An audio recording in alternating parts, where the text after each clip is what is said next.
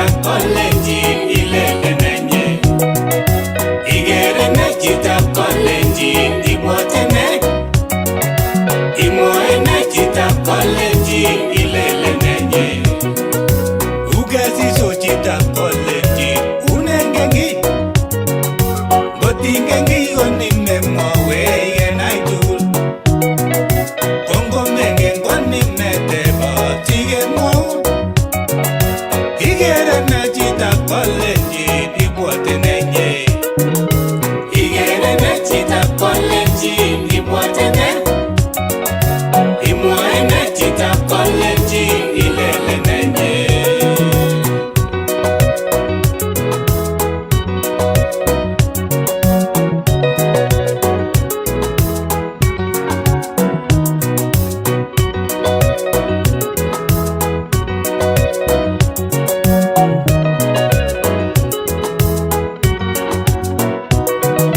Mogonyoljin Chitab Kalenjin kochelewan.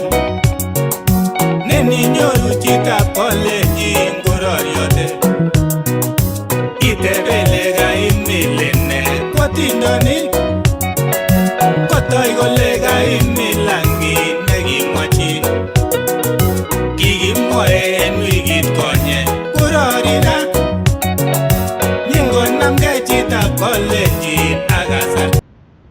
Karibuni Chitab Kalenjin eng kebeberwek tugul chomi kebwatwech noto ko Daktari Joel Kimeto kale igere Nee Chitab Kalenjin ibwoti Nee Chitab Kalenjin. Kakibwa kora asikikobwatwa kele oye imyeno kimi komye eng kebeberwechu emetab Australia. Ameche kityo imwawech followers chechok chemi takwek cheterchin ale karibuni eng episode number 70 eng betutab rani ak tot nemameche ikosan amu inendet akotinye safarit nekoi kabisa. Kongoi biik chakere kakoingian akobun takwek cheterchin. Ameche kora atawech kongoi eng biik chekitunen in eng episode number 69 nekimi kebeberta nebo olimbo Melbourne, Australia. Tikiwechi kongoi chepkametinyo noto ko Sharon Ngetich. Ameche tiwekchigei episode number 69 sikosikyi inetkei ng'alek chechang, ng'alek chekitiny, ng'alek che ngap kobune biik chemengechen, biik chitugul ng'alekab mental health. Kongoi biik chakere kakoingian. Ameche kityo asom ale likean, share show nebo betutab rani sikoityi biik chechang kabisa tetutiet nebo episode number 70. Ameche kora atawech kongoi eng sponsors chechok tugul che sponsani program nebo Igere Nee Chitab Kalenjin. Kampunit noto kobo Opulent Property Limited komi kebeberta nebo Nairobi eng olimbo county emetab Kenya. Angimokyinigei kiy icheng chepkametinyo noto Dori Chelagat sikotoretin iolchigei mbaret. Ameche kiwech kongoi kora akobo sponsor noto ko Tamu Life. Tamu Life kenomchi emetab America. Ngimokyinigei kikombetab chai, ngimokyinigei chaik, iwe kityo mtandao nebo Tamu Life keibun chaik mara moja akoi olimbo kurgat anan ground. Kimi komie kole Adelaide emetab South Australia akere Daktari Chepkogei Prudence kale waiting to hear from Daktari. Asante sana. Daktari Prudence Chepkogei all the way from olimbo Malta, emetab Malta. Akere chi nekure Nixon Kipchumba kale loud and clear listening from Nairobi. Asante sana. Ameche kityo imwawech ile imyeno. Imwawech ile imyeno tonight. Imwawech ile imyeno ngotimi Australia, ngotimi America, ngotimi emetab Kenya. Ngimi ole imi ilechech amiyu ako kalokenin akishean kityo show nenyo kityo sikoityi biik chechang kabisa.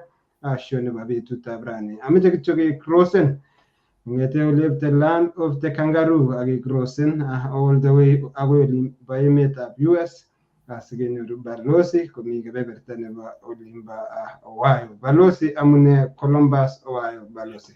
Kongoi osea, kongoi kasubikyok tugul. Evans Keitany komite olimbo kale miten rani, inendet kocham komi olimbo Japan, rani komite kebeberta nebo iten. Emmanuel Betty kosubech eng kebeberta nebo Bath, Australia. Gideon Koskei kosubech Meshak Meta Meshak. Ruby Kendagor, kongoi, we can see you Ruby Queen Ruby upande wa St. Louis. please kisome kele likean agi share atya isir comment kitikin Kibet honorable kole isubech kole mnyano ane kole karibu Kendagor so kilejina karibuni memi sendisho episode 70 kemito limba St. Louis Missouri en emetab America kokinget kebeberta nebo limbo Australia age cruisen across the continent gebwa emetab America ole kigure nganasetab St. Louis kemeche sikemwoiwo kele kinyorchine St. Louis ole kakinyorchi inendet daktari kakoitoonyo kemeche kesom kele please memisen episode ni it's very interesting Dr. Kendagor toonyo nebo betutab ra kokikwai tuguk cheechen tuguk chechang ngolyo neko ngalale wikit konye ko expert kora ngalechutok chetinyegei ak ngalekab mental health counseling tukyo tugul so inyorchin yutok so kimeche kele karibu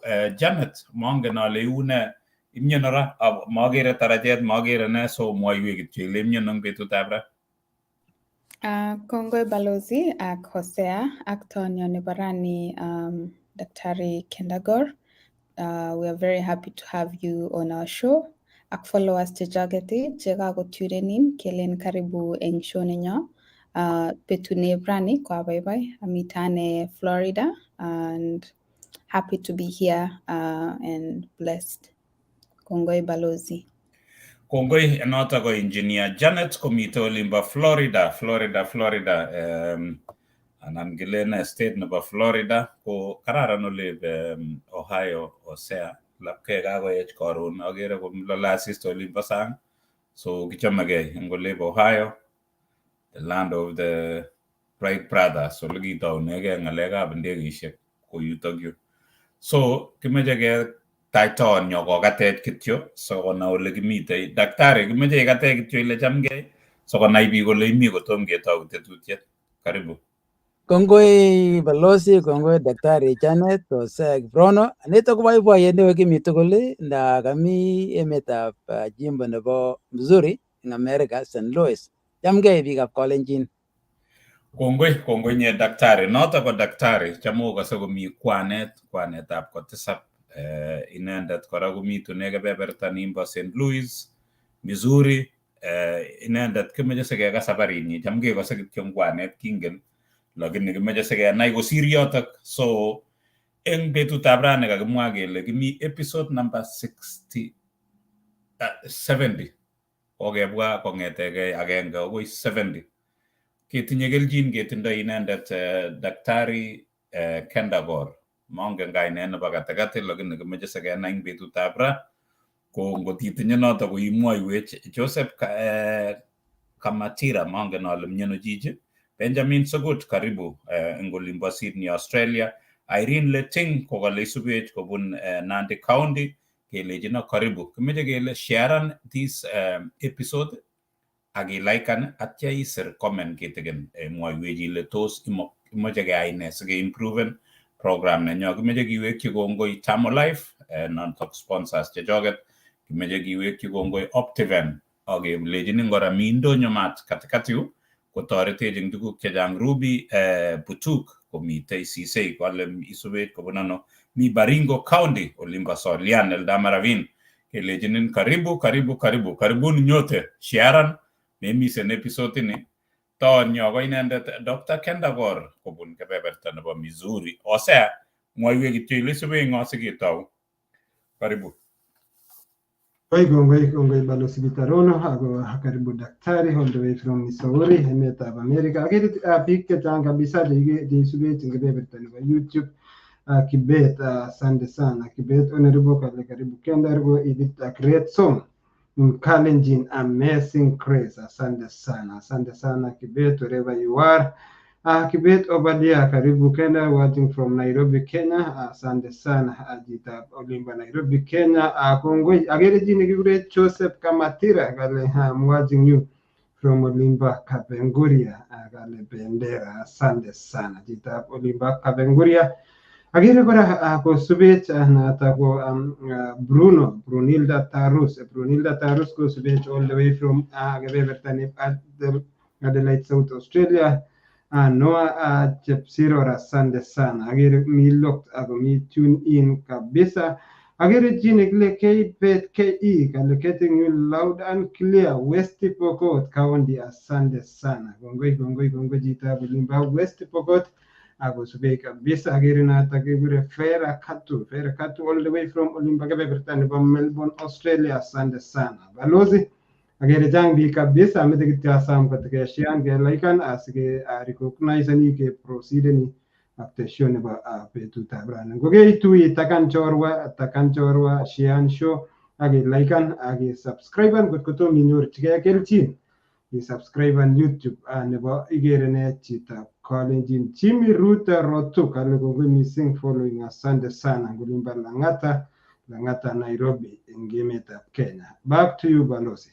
Kongoi Osea agere daktari jang biga West Pokot eng betutab ra kimeche ketaja biikab West Pokot kelecho karibu so kokekoni ing'alale lugait kitikin sikoelewan biik lakini kongoi kounotok biikab West Pokot kimeche ketaja kele karibu kitinye wering'wong eng betutab rani chito nekikwai tuguk cheechen tuguk chechang ako tuguk kikotech biik chechang kabisa eng kebeberi abwoti ale mesekenai atindionyi kobun kebeberatak.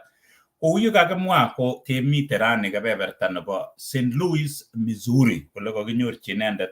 Ko area inito kou kila ko area nebo St. Missouri ko 69,715 square miles, noto ko kergei ak 180,560 kilometers square. Tinye population nebo 6.1 million people in 2019 census in emetab America. Tindoi GDP mogornotetab kebeberita ko tindoi $328.4 billion 2019. Ngepchei mogornotoni koibe chitugul including daktari koibe chitugul 47,407 in 2019. So igere ile maya mogornotetab kebeberatak economic activities tuguk chekimuche keyai komi ng'alekab industry, aerospace, transportation, ng'alekab agriculture, livestock ak mining komite tai kebeberta nito bo Missouri. President agenge nekimong'une jimbo initok notok nekikure Harry Truman, president nebo 33 kokimong'une jimbo initok bo Missouri. Kinyorchin kora indoitoi kebeberi akobo ng'alekab panyek chebo pork, indoitoi kebeberitak. Peanut butter komite kora kebeberitak. Iced tea ko kikitoune olitok, kikiinventoni iced tea. Chaik chekoititen che abwoti ale chaikab barafu, iced tea ko chaikab barafu.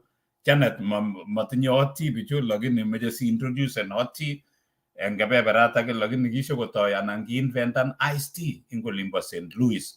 7-Up soda chatamke ko kikiinventane kora olitok so ole kakinyorchi Kendagor. Kito nebo komonut kora eng St. Louis ko emet netai nekishokohosten Olympics ing 1904. Kikihosten the first Olympics eng kebeberta nebo America ing 1904. Taonit netai ing emetab America ko ole kakinyorchi daktari Kendagor. Meche ketachak tugul kele karibu agere biik ng'isiat eng yu cheisubech Dixon ko kelejinin karibu. Kager biik ng'isiat chebunu kebeberta nebo West Pokot kimeche ketachak tugul kele like and share ak isir comment. Kimeche ketachak amu kimeche ketou tetutiet eng betutab rani. Kou kila daktari kemwoe kele feel free iboisie Kalenjin, boisie Kiswahili, boisie Kiingereza anan okot ngiboisie Pokot abwoti ale kofloteni Osea ak engineer lakini imuchi iburuch kora kunoto sikoelewan biik amu kimeche kora konyor biikab olotok. Abwoti ale kose Kingereza biik chechang sikosub kora biikab olin kebeberta nin chang biik cheisubin kabisa. Kimeche kele karibu engineer abwoti ale inyendet neitoiwech nakimwoe kele ladies first kibendi akoi olimbo Florida sikotoiwech engineer. Karibu engineer. Asante sana Balozi, and thank you for sharing akobo St. Louis. Kanet ke tuguk chechang ko chang kapsa soft drinks chekiko inventan olimbo St. Louis, which is quite interesting. Netai Dr. Kendagor, kagimeche kenai kele introducen ge inye. We would like to know who is Dr. Kendagor. Ako mising kemeche kenai where your life started. Kikisikchin ano at iwe sukul ano, and how was it also growing up? Agitindoi siblings. Karibu daktari. Kongoi daktari, kongoi balozi. Engineer. I'm engineer, but maybe one day I'll be daktari. Mine kongolenen. Kongoi. Ko iman kikisikyo Kapsawar, lakini kikimenye Kapcherop yote. Ki sigikyu ko boyot ko agenge nekitou sukulitab Kesup. Koech ko Kapsawar koek mwalimu, kotuyo ak mam eng yoto, kotunkei tetyo kokur Jehova koba Kapcherop. Kotoi Kapcherop, kitou Kapcherop kotimin kabisa, kimakomi kiy. Akimakomache chi ng'alekab kanisa, kikure Jefisas.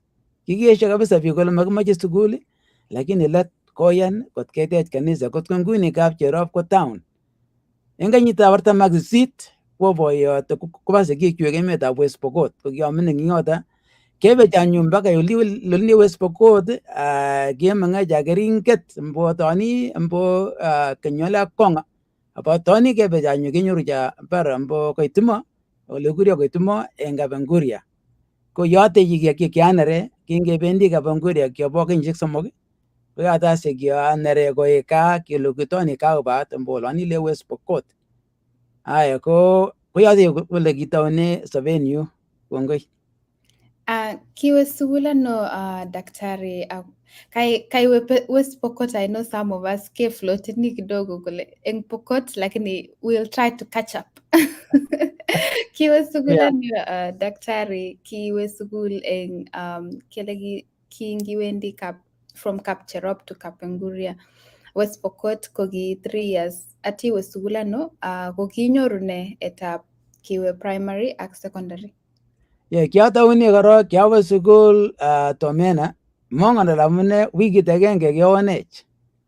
Kingekur kainaik komami chechok, kekur komami, kemwochi kesir, kekur komami. Juma kelo baka makomi sukul. Konetas muse eng gaa kabisa kot kotun anyun kawe sukul ataune standard 2. Awasi yote kekure Nasogol. Nebo tai ko ki Tomena, angete ka Tomena, nyobore nyowa Nasogol. Kingatar yoto awa Kapenguria Boys, kikure Kapenguria Intermediate School. Koingatar yoto anyun. Daktari pole, komameche atilene. Ibo kenyisiek ata nguno itou in sukul, ingele kewendi ibo kenyisiek 3. Kou ngap kotou lagok komengechen eng olin, ibo kenyisiek ata iwendi ako kewe class ata amun ketoune class 2? Kiatou abo kenyisiek 11. Ko 11. So ingele satebe kunoto daktari, kakere uyo kamachin kaimachi yetu kidogo. Ako baba nengung ko ki mwalimu. Why would you start school ko kaichelewan ako mwalimu baba? Ingele kiachelewan amu ng'alekab atebet ole kiwe eng yoto eng Kapenguria. Ako kilo sukul, kikwere keldo 6 miles. Ko kilo kabisa. Iwendi chito, ibe bandek siam kou lunch. Kichomsendi bandek kabisa. Tetyo ibiuny eng timin, lunch ibi cheng ole keungchi. Ko kiui sobet iman, lakini ko kitoretech mzee eng gaa konetech kesoman ako kilech kabisa. Ko kingatar standard 7 ko kiayai mtihani, kanyoru BCB, lakini ko makitacha eng high school. Amu eng district nebo West Pokot kimi high school agenge kityo, the whole district. Kora ko kikileweni chito netinye rabinik, kimi ng'alekab asoya sungulisiet, ko kimakichame ng'alechato ko manyoru sukul. Kaimke iman, lakini kolenjo boyot ameimke, chebe Jehova oret age. Ko rani anyun kotun anyun koyatak oret abo Kenya Highland Bible College, ko ki secondary school. Ako kora ko ki Bible College. Ako kikineti accounting, bookkeeping, shorthand, ak anyun typing. So awa yoto anyun ko yoto kiawe high school. Interesting daktari kemwa ile kikinet typing, yani ki part of requirement kenetkei ng'alekab computer ole kinye, I guess ako ki what year was that? That just caught me. Yes, kimakomi ng'alechu eng sukulit age tugul, kiter. Kenya Highland Bible College ko kibwoti kabisa kotoret biik chebo pastor, lakini kora kimeche ketoret students ngomong'u kotinye skill chemuchi koboisie. Ko nguno ko kiawendi yoto kenyitab 69 ko ki sukulit agenge nekitinye choto tugul, kitinye high school, kitinye Bible ak kitinye choto tugul, typing, computer, kimakomi computer betuno, typing, shorthand, again accounting. Ko kikitoret kingomong students kabisa konyoru boisionik, kimakomi shida ako kibunu. So daktari pole kokeny, you know, it's fascinating. Kewe in mata iwe secondary school olimbo Pokot kele kimi sukulit agenge. Nyiwe Island Bible School. So was this an high school? Kibi soman kabiwe kanisa anan kabi soman high school? Koroki balozi. Kingo mining ko kingoba sigik kaba Nguria kobois koyai boisietab kanisa. Ko kikararan iman, lakini kimamache sobet neu noto. Kimamache sobet nengemoche kiy age tugul kesae Jehova. Kiamache aek inendet notinye rabinik asikosa biik alak Jehova akochi. Kimamache asa asikokono biik alak. Ko kingakas Bible College komacham. Lakini kingochenge kasi aker kiy nekure accounting ak bookkeeping. Ko kichang rabinik. Ane kingomi primary ko kio librarian. Ko bookkeeping ko maya kiongen achop bukuishek. All of us. Ale ngachanga rabinichu. Ko kimanai. Ko kit nekikona anyun awo Kenya Highland Bible College ko tukyoto bookkeeping ino ak typing ak tukyo tugul ak high school. Lakini kitinye Jehova mpango nenyeke. Kingait yoto kiatyem bookkeeping ko makichomyo. Kiachame math lakini bookkeeping ajowe kitamena balancing sheets kimamuchi kabisa. That was not my gift. Lakini ko kindoi Jehova yoto amu kitinye mpango alak cheke eng sobenyu chetamwoe. Kongoi daktari. Ameche awekten let kidogo. Tos itindoi siblings ako kiune sobet growing up ako tos mi kiy neibwoti ne memorable anan you know one of the lessons learned ole kinye ko iming'in? Kongoi iman daktari engineer. Kingomining iman katinye chekitupche kiatinye ki 11 murenik 6 ak tibik 5 kikomut Jehova 2 eng choto. Ko kora ngande kiun noto ko kikaa eng achek ko kikaa nebo biik tugul, kibwone chechang. Kingait katugul nganyo gaa komi lagok alak chekimi yoto chechang. Sigikchu ko kitach chi tugul. Ko ngomi rubet emet kobwone kolenjin boyot ng'ete motinye kiy, lakini among'u Jehova. Ko ngimeche imong'u Jehova kometebe yu, ngaamishe komeamishe. Koman kitach biik chechang, kichang biik chenekibwa Kawatonik, chenekibur bicho kibwone onle chi nebo West Pokot, kimi chi nebo Turkana, kimi chi nebo Kikuyu nanda Kisii, choni lopai, kimiten kaa, kimi tugul kaa. Ak anyun ko kitach, ko noto nekikoch eng let kotoi sukul eng yoto eng baret eng yoto nekitinye sukul nemi nguno akoi rani. Ko kiman kinabwoti engineer ko kingokomining ko kiame stewot, kiaki kechirek. Lakini kichang tiong'ik betunoto, kitar cheplanget chechut tugul bet agenge kot komakomi. Kichang tiong'ik nebo kwang'ut, kiyakot kimi kemboi ikase komaketok boldos ikase ne. Kiui sobet, lakini tatinye maket ale oye kitamache kotaker tiong'ik choto rani ngawe amache aker lakini makomi Jehova tugul. That's unfortunate. That's unfortunate. Biik chechang angot cheu acheket kotom kikase kityo cheplanget kimagetiet. Makingen angot kele what is what? Kigure ne magetiet in English, and then jeblanget I think kochita. But anyway, I think I wish that to go bitang gotagne young but that is a very interesting memory of being young. So Blanket leopard. leopard. Okay. Anke magetiet kof is that fisi and then Hyena, yes. okay. Kongoi daktari. Ang guna king yaga itar high school daktari iwe ano ko itar en au ki soman ne. Mato typing not typing mato ingian in ngaleka pa bookkeeping. What did you do? Yes. Kongoi kia soman kia jam typing kumye akanyun shorthand kora ko kia isne lagini missing. Lakini let ko kia soman sine ko atar high school anyoru division 2. Ko kingo mi yoto ko walak sugulit ko Bible college kabisa ne ko to degree.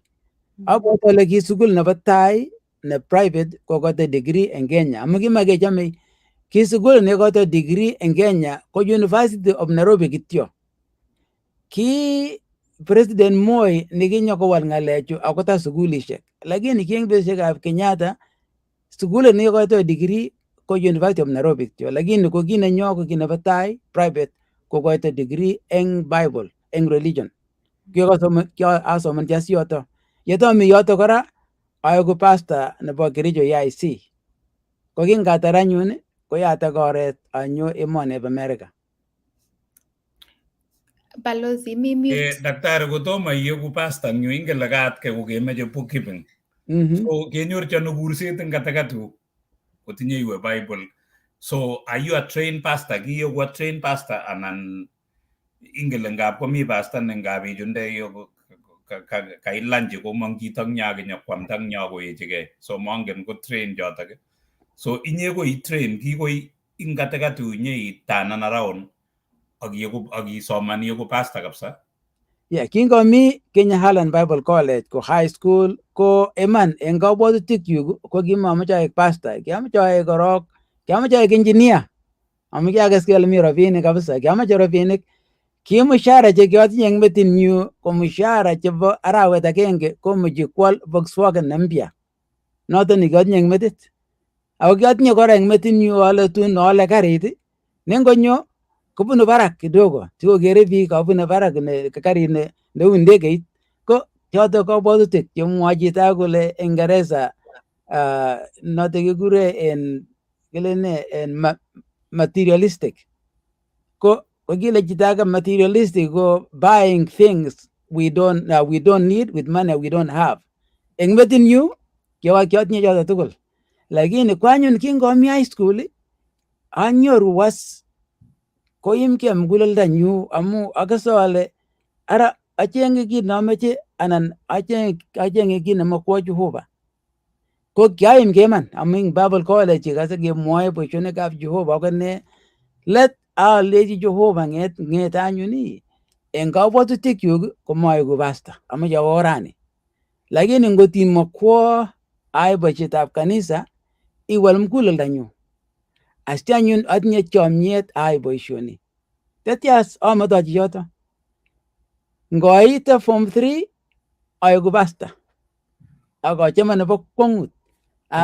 Daktari kiisa anan kikisaun anan kinyo kityo kurset inege?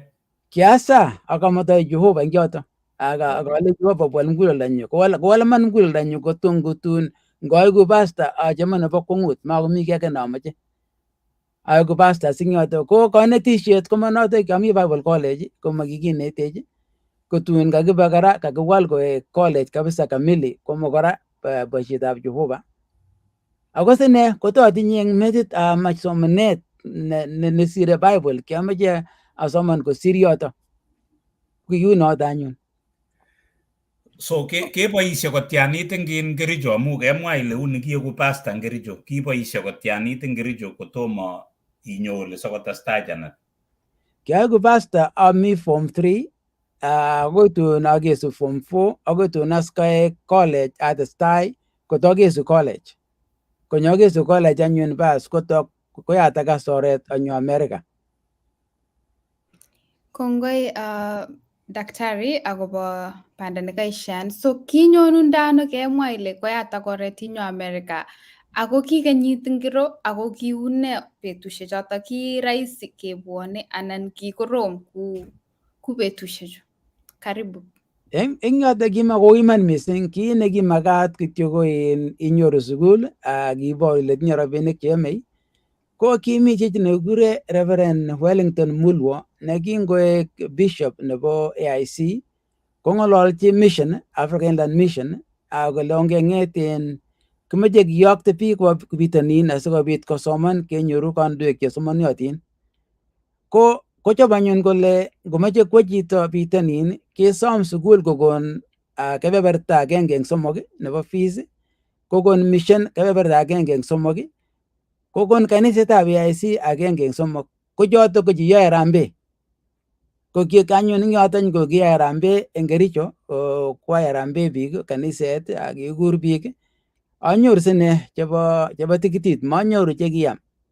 Kingaitu Columbia International University ko kimakomi rabinik chemei, lakini ko kitoreto Jehova, kiasa kotun kelenjo oye makomi rabinik, lakini ng'yoto akere anyoru kartasi ko kisir kele mi rabinik chetia, alechi bunu ano ni? Kamakonyolu inai, mi chi nekokon eng ung'ot kole sisoman. Ko kitoreto as yoto kotokesu school. Lakini kingawendi kitinye program nebo daktari mainyoru scholarship kele kibit anonymous anan kile ne anonymous sponsor. Yes, anonymous sponsor. Ko sponsor ni kityo kikoi kotainai chichi anan mainai. Mi ng'alek aeng. Kianyoru korok kikono scholarship chebo kenyit agenge. Ane ara kanyo America akasoman kenyit agenge ako Bible kityo, ako nekiasoman eng olin ko kimakotinye program nebo Master of Divinity eng biik chetinye degree nebo Bible. Kibo kityo biik chebunu university. Ang'olochi sukul kot koyan kole bas kimeche keto program nebo biik chetinye degree nebo Bible asikosomanchi divinity kenyisiek 3. Ko yoto anyun kitabwoti arimye rabinik. Abwoti balozi yekiiba saa betut age, ang yatar sait ole ng'et anyun kur din akitebe ile oye amache nekatoe mwa kenyit agenge amache atar kabisa kenyisiek 3. Akur iman kolenjo oye katemie lakini mami rabinik, kole aisuru kanya kidogo. Chokukuro kolenjo aisuru ng'et anyun kakochoba ng'alek tebi sisoman. Komanai ole kibun ano rabinik. Betut nekakeisu sukul konyo chichoto nekilipani kabisa. Kolenjo ki betut noto kiakur din aleji oye katamache atebi. Ko kingatar kuset kokur chichi sukul kole tos mi chi nebo Kenya nemoche konyo sukul, amache atoret. Mingen as, kamwa kityo kole amache atoret chi nebunu Kenya. Kelo mi yu kuy konyo, bas. Kotoret as kolipan fees akoi tun akesu. Lakini macham anai akoi tun katar sukul konyo as nyokoborwokei akole kiane akemwa kongoi. Tetyo ko mataker kony, mangen akot chichoto ole mi. So daktari kele kibisa kiwe nyukai kwa manisa kong nyukai isa imwochi Mungu ilechi ng'ololchi din kobit ng'alechoto tugul. Wei. So ketar ne nguno imi masters anan imi ne? Kiami masters nebo MA, lakini nguni kiamache ai Master of Divinity. Amu noto kenyisiek 3 inyoru isomanchi Greek, isomanchi Hebrew, inetkei tugun chechang as chemuchi kotoretin. Amu ales kanyo emoni nyasomanchi Bible kityo, ko kiasomanchi ng'olin, amache satas somanet kabisa kotoret as. Ko ingatar yoto anyun kobit boroindo awo St. Louis, anyoru sukulit age nekitinye program nebo Master nebo Theology. Master nebo Divinity ko kenyisiek 3 yekaitar bachelors. Nebo Theology ko kenyisiek 4. Lakini ngitinye Master of Divinity iteshini kenyit agenge nebo Master of Theology sitar noto. Asomanchi as yoto kamu kiamache atasas ing yoto kora asomanchi Master of Theology Old Testament ak kora asomanchi ng'alekab boisionikab sipitali chebo chaplaincy ak asomanchi nekure pastoral counseling ko kiatar kenyisiek 2. Ko ngatare yoto anyun asomas awo University of Missouri ibosomanchi as Master of Education nebo counseling. Kora daktari mongen kakochang'a masters ing yu kakoek ata nguno ingele koinyoun nekakoek 2 ing yun mongen itinye ata nguno ngitelel koi daktari itinye masters ata? 4, atinye 4. Oh wow, okay, so testai engineer Janet cham mongen kwanole kokaye agenge kakoyam kachamdaat kea chechang, so testai Janet. Kongoi. Itinye masters 4 ne nekiinspirenin isom. I guess kaimwa ile kiimache kotaites siya MA netai atiyai divinity. Ang chun alak ko masters chebo ne ako nguno kekurenen daktari, so kinyoru auyo daktari? Kianyoru daktari kiuyo kin kenyitab kioetu sinye kiatar kingotinye kiasomanchi korok kiataune University of Wales eng Europe. Kiukanyoru masters 4 ko kimamache somanetab America nekibendi classroom. Lakini korok kiamache anyor degree nechamat. Kimamache degree nekikure distant learning. Ibetu noto ko ngitinye degree nebo distant learning kanan correspondence ko kimakeiti kele degree nekamili. Lakini kimamache ng'alekab classroom.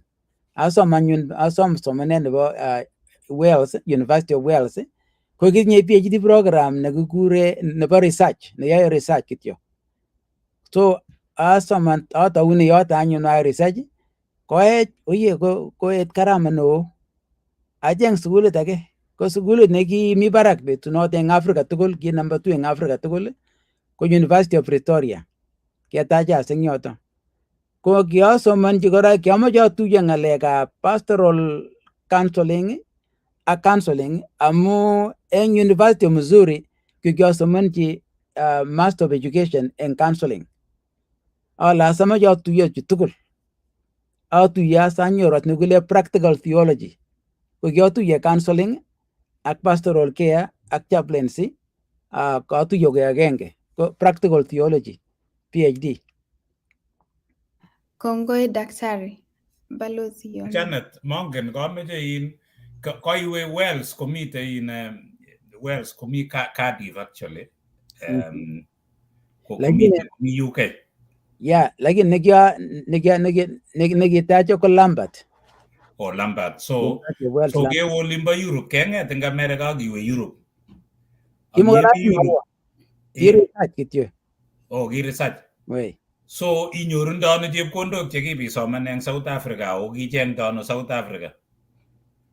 Kiacheng akot Australia. Kiatyem tugul amu sukulishekab British chebo Australia ko research PhD. Ko kiatyem tugul ko kimi barak chebo Australia kabisa. Kong'etas ko asom South Africa ko mayait ko ki 1,000 a year che kikimache. Lakini kialipan wile malipan akot 1,000. Ko kile kenyit ngateb ale how much do I owe? Kele aje tokomi rabinik chetinye, you still have a balance. Kila kenyit kotatun katar ko kiawe olindo asi agesu kora kotokomi chekibo room and board ak kiy age tugul ak chebo graduation malipan ki, and then kikono akot alak chekiabunu mongen ale kibunu ano, kile kityo tokomi balance akoi. So kele kilipan chi kora, so you know inye ko makimeche akot kenai kele kilipan ng'o, lakini pongezi maybe an anonymous sponsor kora age no, so akobunu saet kong'ung'et kora, so kongoi daktari, testai Janet.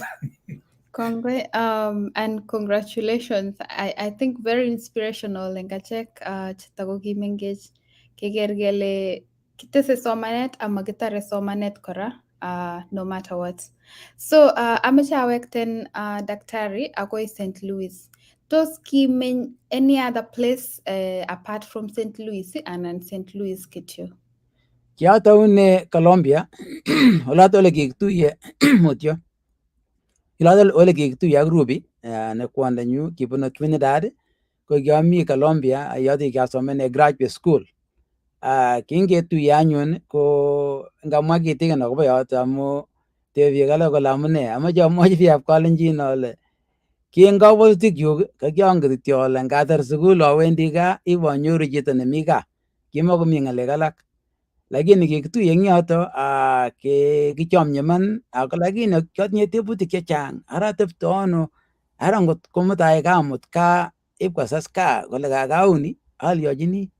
So daktari, ibo kenyisiek ata nguno eng yu? Eng America?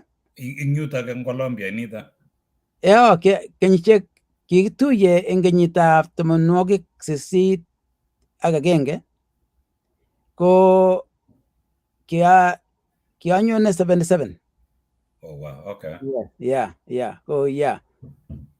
Koman tuguk chebo kwong'ut chekiyookis ko kikisaman, makichokyi ng'alechu, kikisa kototuno ko betut age ko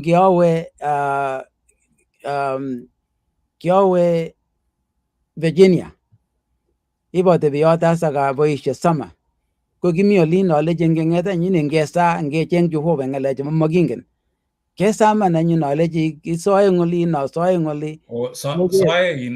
Soe South Carolina isoe Virginia? Asoe Virginia. Alechi sikeker anyun kele ne neiborwech Jehova eng saet.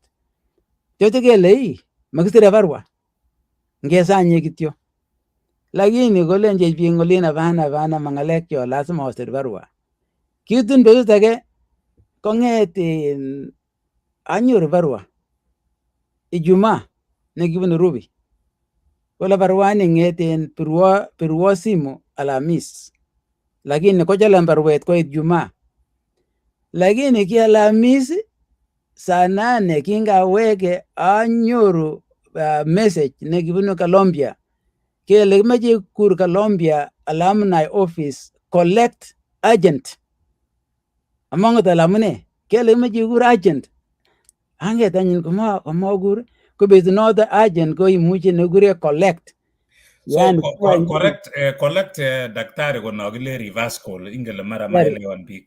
Reverse call, collect ko reverse call. Yeah, kolen just call reverse call noto ako collect ako kole kilipani akur anyun.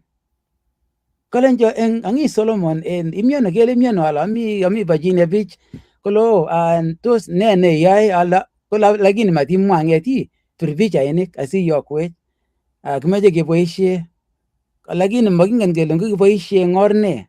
Akaleji ara kelenjo apirun simoit reverse call neilipani agent akimache pichain amengi tele boisie eng or ne.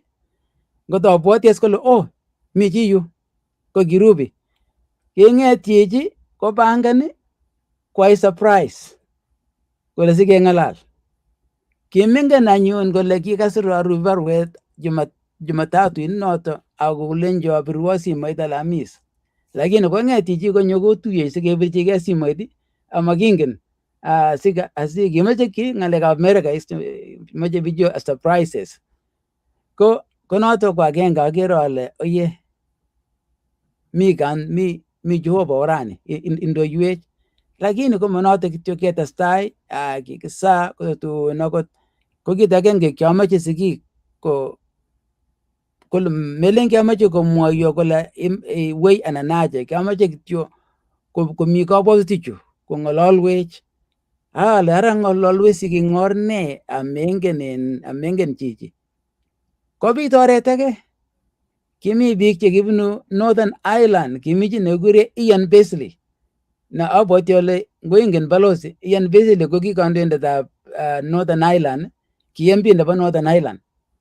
Ako ki inendet nekiborekei ak biikab Republican chebo Catholic. Ko kinyo gaa akoi my home ngamwachi biikab Northern Ireland kokweng'tos. Ian Beasley ko kinyo man kanyo gaa no West Pokot anan West Pokot. Okay, so Konai sigikyuk kosom kolech mzee baba ak naktub Andrew kolobwa Northern Ireland ongololwech akobo boisionik kwok. Kolchi tikit oke Northern Ireland. Ko kitinye kaniset age nekimi Canada. Kosoma kichie kokochi tikitit. Kole biikab Canada mi kaniset nemi South Carolina nekingen. Kolchi tikitit okoi South Carolina. Mengen nejes bichu. Kochab Jehova soret konyo mzee ak Andrew nekitupche kotuyo ak Ruby ak itinye 2 weeks kikimi tugul wikishek aeng. Ko daktari kotomo itokot yotok pichainik chu kebire chu kai kobo in Virginia kikilyochi kibunchi ne pichainik chotok. Kimokomi cho. Kibirberok tyo. Okay. So kung yanyo muse South Carolina kolya. Komo kotuyas komo kerubi.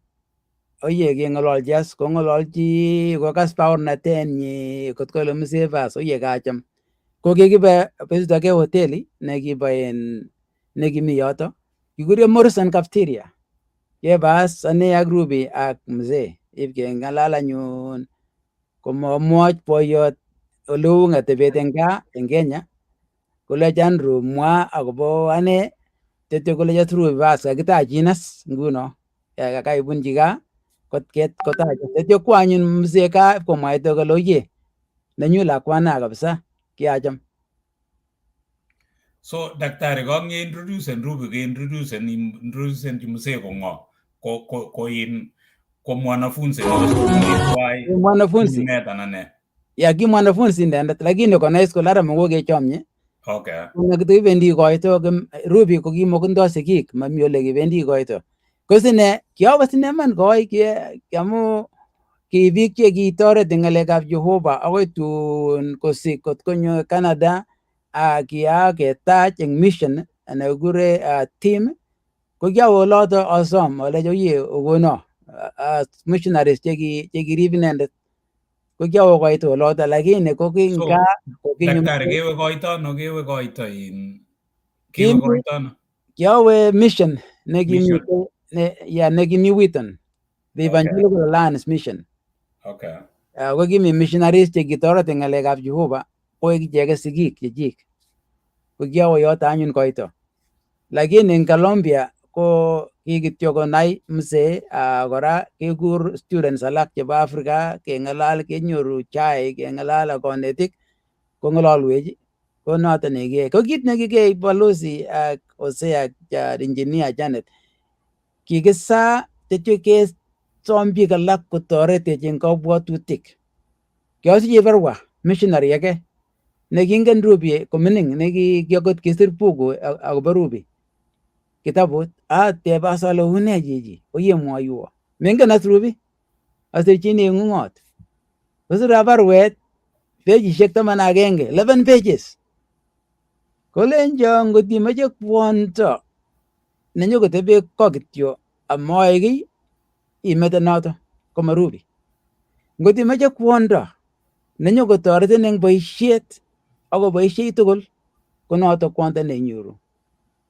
Konaman amache amwa kole Ruby ko nokure Ingereza partner.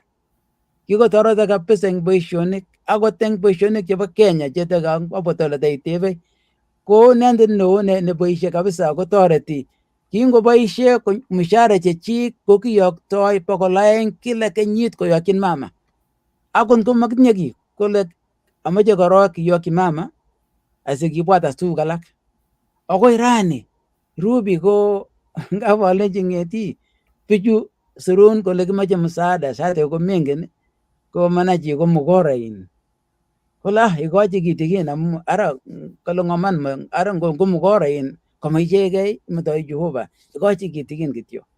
Kotinye mugulel nemache kotoret ako chitab Kalenjin ngosirchi nebo Kalenjin ko lazima kowol. Biik alak ine kobwoti lakini mi muguleldanyi Kalenjin kabisa. Ko chito ni kotoret man abwoti ale kibunu Jehova. Ko daktari tomo imwoiwech ing yu kawabwa katikati kanyo konyo msee Amerika kowe Kenya koleita ngolin sawa kanyiwe koe ukele kewe koe olimbo Wheaton. Daktari first impression nenyi kokanyo Kenya, ameche imwoiwech kitakto ano konyo Kenya ako king'ering'do olindo kokerto ano in Kapenguria anan kibimut ano, kibimut Nairobi anan kibimut Kapenguria anan ano?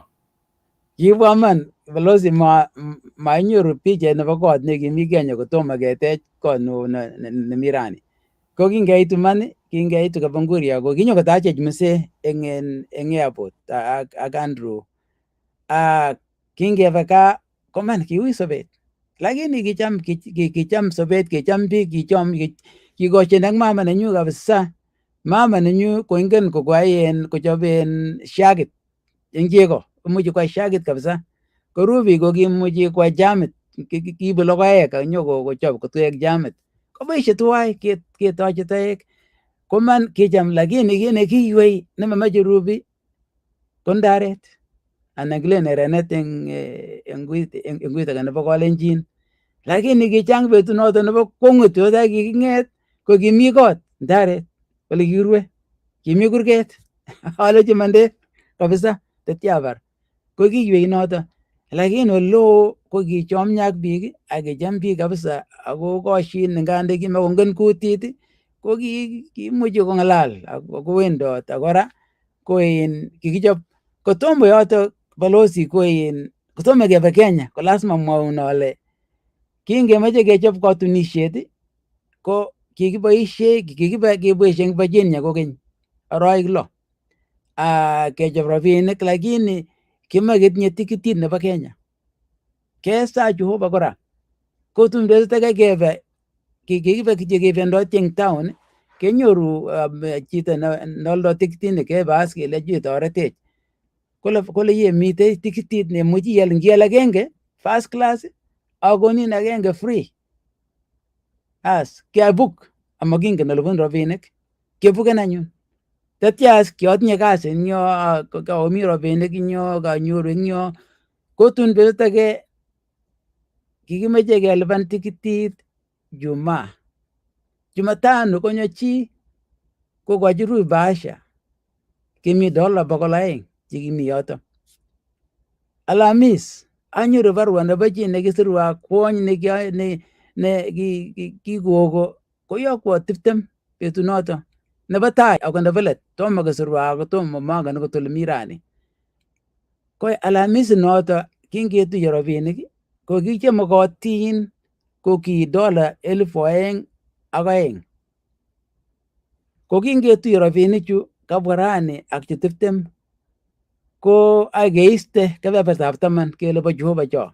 Ko cheking'et koek 2,003 amangen ale $180 nekitesa kosir chekimache.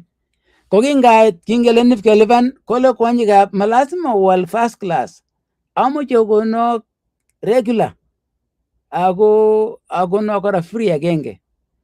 Kwamu kimache biikab Canada arusi, kile pastayat nebo amu Rusi ko chitab Canada kora, Canadian. Kole pastayat ngot ko makiyai Rusi eng yu koyai ng'achek kabisa, amu Ruby ko nekitoret kwony kichang kobwa kanisa, kimut biik chechang ako kitoret eng ng'alekab Jehova. Koui mising kot ko makitinye harusi eng yoto. Kele bas kiyoe harusi 2, kiyoe agenge eng Canada lakini mami honeymoon. Kiyoe kityo kibaibai biikab Canada ang yekitar ko ngemung'u kebeshe akebe Kenya ko biik che single. Bas kebe anyun kou noto, kebe Kenya anyun ko ki single kabisa. Ipketou keny ko ki tarik 5 arawetab 81 December, tarik 5. Kebe anyun Kapenguria West Kenya, tarik 9 keyai harusit as kamili.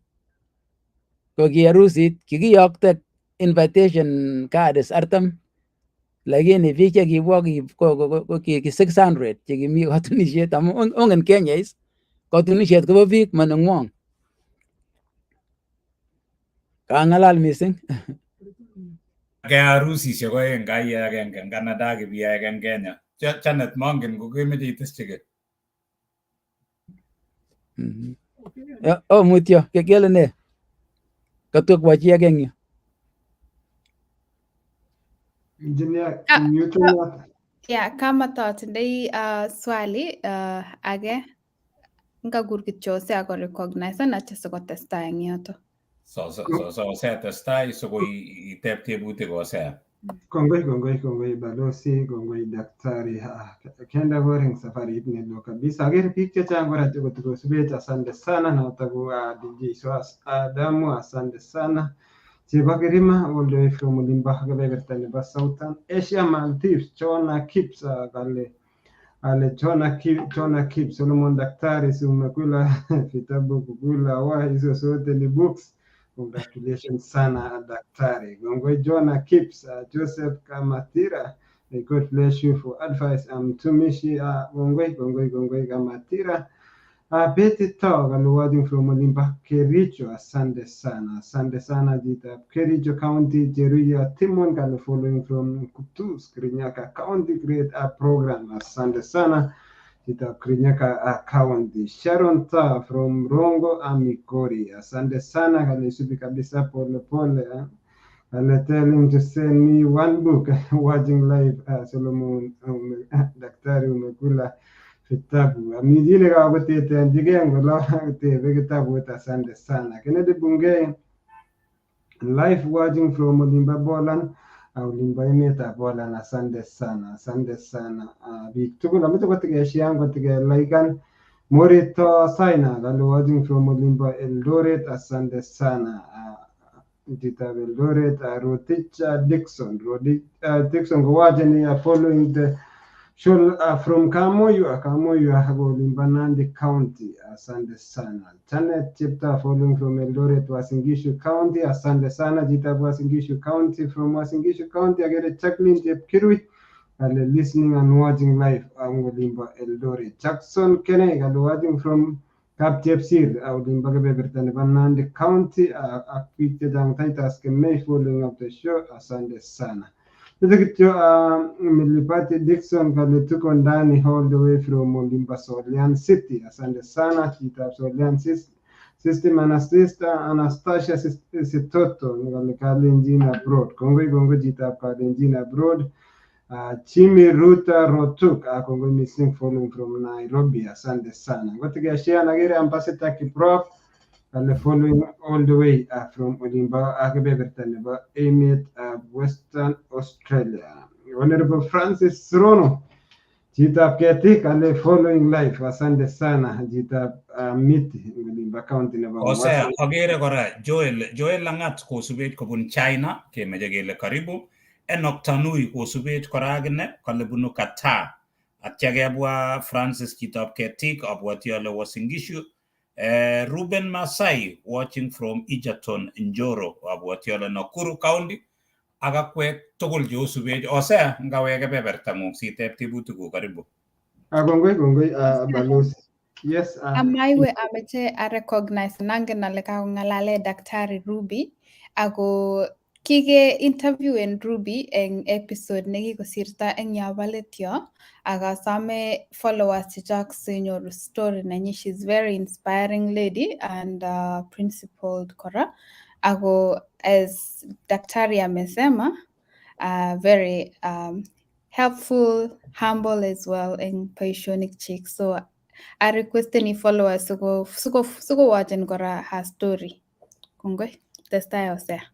Kongoi engineer for that recap, and then the story now is connecting. Daktari, it's so interesting. The story of Ruby, it's now connecting.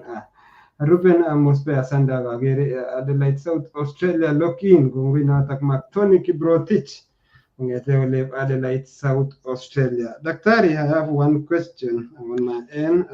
My question, Daktari, we know you as a pastor, we know you as a philanthropist. Do you have your own church? Another thing, and then as well you are an author.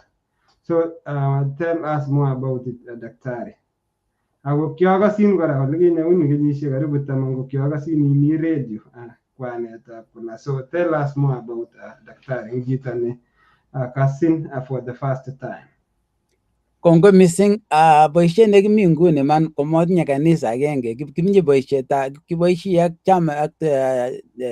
chama nekikure International Students Incorporated neboisienwa ko kotoret students chebunu sang eng ng'alekab Jehovah.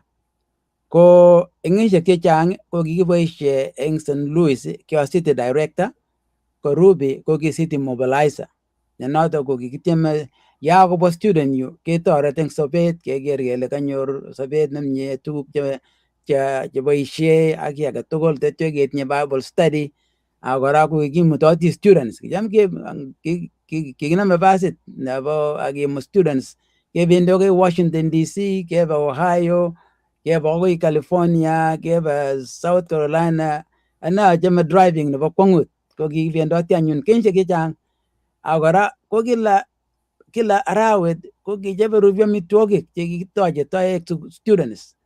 Kakotinye Elizabeth konyo ng'ololwech, ko kinyoru bwane student chebo emotinwek nekit 30, asate ko 300, 500, ako kingen kochop amitwogik kobun bichach. Amu Ruby ko kingomining ko kingesiche ko kichokure yatima, kilene eng Kalenjin, yani kimakotinye sigik.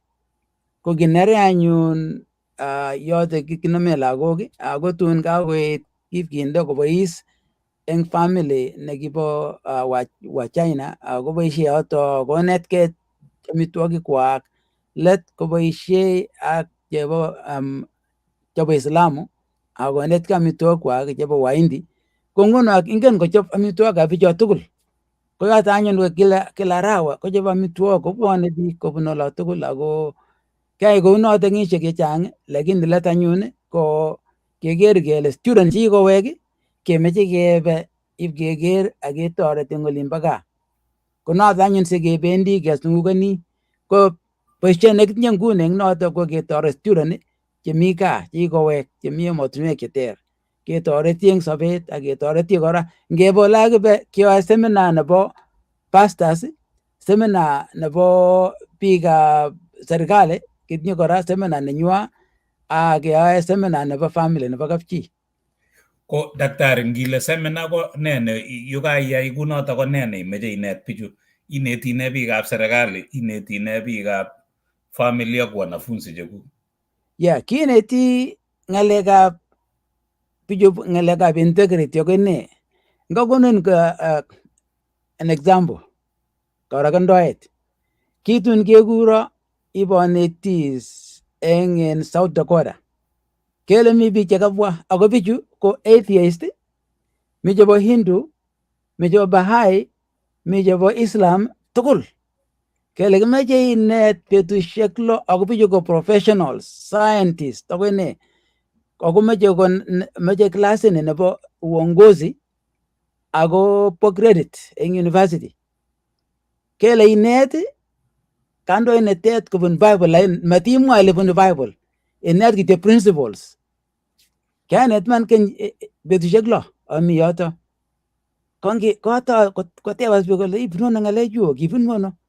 Ko kicham kabisa, akot chebo Waislamu komeche konai tun kamwochi ale kibunu Bible, koba tugul as Bible study. Mi rani somanchin Bible study. Amal kami ng'alekchu chemuchi kotoretech, amu tuguk chechang chekimwoe eng psychology ko ngisoman Bible komie inyoru eng yoto. Ako meche iboisie eng oret neikuitos biik eng kutinwa, ing'ololchi biik chebo serikali anan biik chebo science, ing'ololchi eng kutit neikuitos, nekoshindos ak kabwatutik kwak. Kochame biik kabisa maeshoi. Ko noto ko ngemwa chebo kapchi ko kineti kou noto kabisa. Kingemi Sri Lanka ko kinginet kobwa biik chebo Hindu. Betut nebo aeng kikitinye kosit nebo evangelism, kobwa bichu kebo Hindu kora kowek. Alechi kobwa amune? Kalamu ng'alechu ko inetech akobo family, ngot komite Bible kemeche kenai kele tos ne age nemi Bible ini, amu kokicham konetisiet. Ko kou noto. Ko daktari, angen ale ketiny ng'alekab family. Ngitiny ng'alekab family ko ngeweke Kenya kwa mfano, kekose siku hizi daktari, ngap bestos biik, I mean biik cheu okot Hosea ak Janet kotokomengech, takosetei. Ko tepche biik kitegen, inye koitebi kong'eteke 1981 akoi nguno. eng family. So maybe kinyoru inye Queen Ruby chito ne imwachini ne in biik amu kikose ngap kong'et chito kobar lagok ak kobar chepyoset ak kobargei ing olimbo gaa. Tos tinyegei ak ng'alechu inetoti biik kora anan matinyegei ak chotok ak imwachini ne biik cheu chot? Tinyegei man balozi, ako tebutien ako nyigis man amu kikiro man kaimutik chemi ako mi shida no kwamu akot kandoik chebo kanisa pastaek ko mami kanetishet ne yamat, mami tononet eng sirutik che tililen. Ko ngomami yoto anyun kobetos biik iman. Kikiba besit age kenyoru ibang'ololji sukul nebo Bible school, mamwoe ale ano. Keng'alal anyun ko kimi pastayat age nga kitinye kwondo ko king'omoti lagokab biik eng kanisa kora. Ako naat nootin eng pastaek yun ko tun kikibwa kenyoru kandoik tugul chebo denomination keng'ololji kele ne ng'alechu kole bas kansip kechopochop, lakini komaitoi. Igere ile ngotko biikab kanisa ko icheket chekimwoe kele the light anan lapkeiyet nekanyolu koek lapkeiyet akoek munyuk eng ng'ony. Lakini anyun ngotko bet munyuk anyinyindo kotoret ng'o emet? Ngotko mo kandoik cheiborchin biik akobo sobet eng kapchi oleu ak tuguk cheimegei biik, ngotko mami sobet kanisa konyorchin ano? Mamwoe ale en kaniset tugul, lakini mi komoswek cheakere ale mi nyigisindo man. Ketoret iman, kimeche ketoret pastaek, kimeche ketoret biik icheket, kapchi age tugul ketoret kotebi komie eng America ak eng olimbo gaa. Ko daktari, kakemwa kora ile isungukani dunia icheng'e lagok, so nekit anan isubi lagok chekiotoret ak biik chekiotoret. Emotinwek ata nguno chekiobe akwek ako yobendi ko organization ini kolipani ng'o miten ng'o expenses ako emotinwek ata chekiwe anan emotinwek ata chetomo iwe? Ako kora daktari ndakilen nguni kimeche amu kitinye young families ngole badalaita akomuch kele ara nguni ara kakimeche ng'o nyokorurech anan nyokochulchulech ngoli. Kotos ndakilen kakimeche daktari Solomon kone ak ne cheikonsideni amwaini ole ko Australia anan idaya akonoisandoi ano biik kele chu as koyome kabisa ni taken for section. Unoto man, boisionik nekimi nguni ko faith based, yani iyani chito itiegei Jehova eng age tugul. Komi biik che toretech kora, ko ngebwa ko kitinye kityo cham kotebe biik kole ara siobwa omeche robin chetya akomeche biik chetya komi. Eng achek kabwatutikyo ko kibendi ngomi biik somoku anan komi 1,000 kebendi. Nebo oeng, ng'alekab rabinik ko makitebe choto. Amu kisoe Jehova eng yoto. Kecheng oret keitu man ako takomwawech kebwone amu ni ko boisietab Jehova. Kora ko makingen kiit neyoe Jehova. Imuche man iwe akitoret biik che ng'ering, lakini eng yoto kobit chito agenge ne mutai koyoe boisionik che echen akot kosir. Ko amu noto ko ngebendi eng kainet ko ngomi biik chemache msaada neu noto kebwone, makitebe kele ngo ne kibwone kora. So kaikas Hosea, ko kakemwa daktari ile kisir kitabushek you are an author. So kisir kitabushek ata ako ngot komi kitabushek choto kenyorchin ano? Amu akere background neng'ung'et daktari komi kitabushek, boto kitabushek cho mi let chekisir anan cheisomani cho kityo. Somani chu kityo, lakini orani kotokosomani ng'o cho, makisomani internet. Library yo imi anan library neng'ung'et gaa? Library nebo gaa, nenyu nebo gaa. Okay, so. Yes, kingaal kot kokinyo koboto library, ko noto nekiameche. Ko en balozi man kiasir bukuit nebo tai nekiasir ko nekikure God's will is about closed doors. Yani kiole cham kolen biik maketab Jehova, ngoyat ak kurget ko maketab Jehova.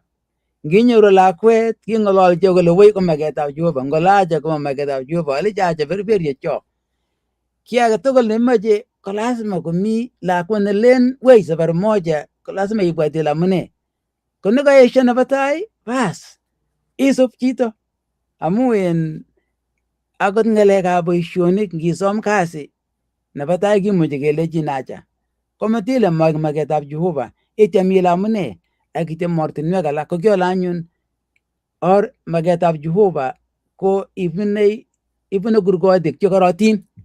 Ako lazima ikuny asikeyotun. So daktari, mamaketab Jehova chito nekola woi netai ango ngoto kakoyan ako kachamin ko maketab Jehova amune. Imuche ko maketab Jehova. Lakini kora ko lazima komi tuguk alak chemuche kokerin. Lazima ibwat akobo sobet, ibwat mi kurgotik chemuche akot ndole lakwet wei, komi kurgotik alak che lazima ikuny ak iro ngo ng'alekab sobet, ibwat ine akobo, yani matibwat ile amu kale wei ko maketab Jehova anan ile amu kale acha ko mako maketab Jehova. Acha matiegei yoto. Imuche ko maketab Jehova ngole wei anan ko acha. So kaimwa kesir kitabutab agenge noto no, Yes. alak kisirata. As nebo oeng kora ko the same subject.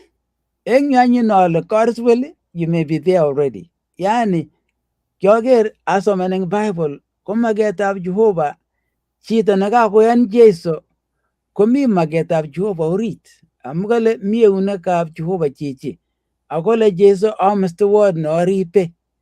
Ko nguno maketab Jehova ko itebi eng Kristo komie. Kwanyun tuguk alak cheimache ko nekikure guidance anan kandoinatet. Komi ng'olyo eng Bible namache amwa kitikin eng bukitab Kalewenaik 3 koitet 5 ko noto nekikure marriage verse nenyo. Mwoe kole imong'u Jehova eng muguleldang'ung tugul. Tatyo kole ng'any inendet eng ortinwekuk tugul sikolititun.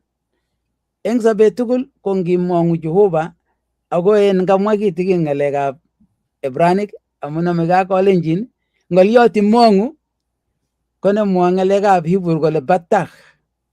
Batach ko kakile ibut eng batay, ko yekebut eng batay, ko ngibut eng batay ko lazima kotin chito age, memuchi isarugei.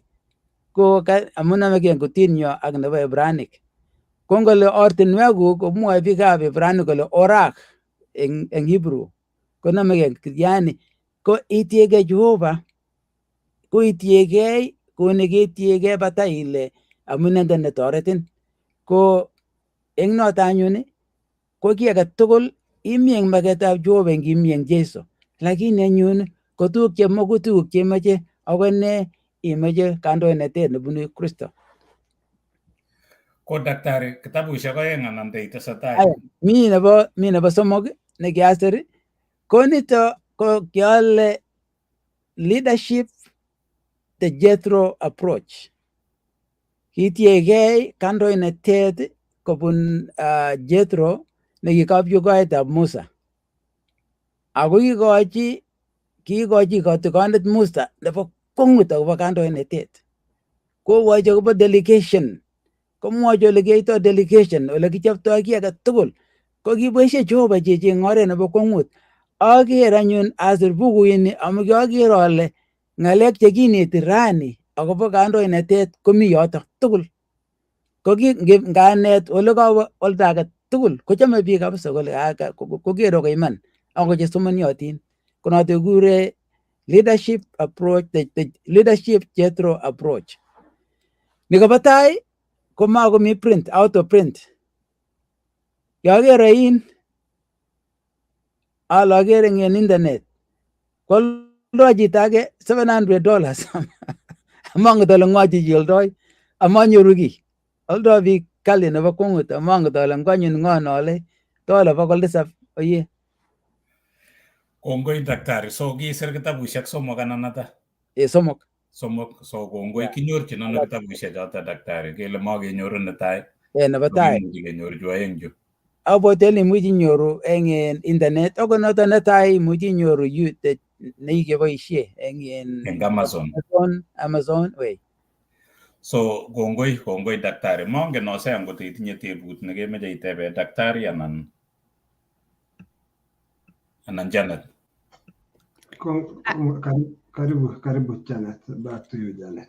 Yeah, kama challenge daktari, I guess, and also question my infringement about privacy, I guess publication rights called chita kitabungungi, and I don't know what you have done about that, but it was just a comment and a thought.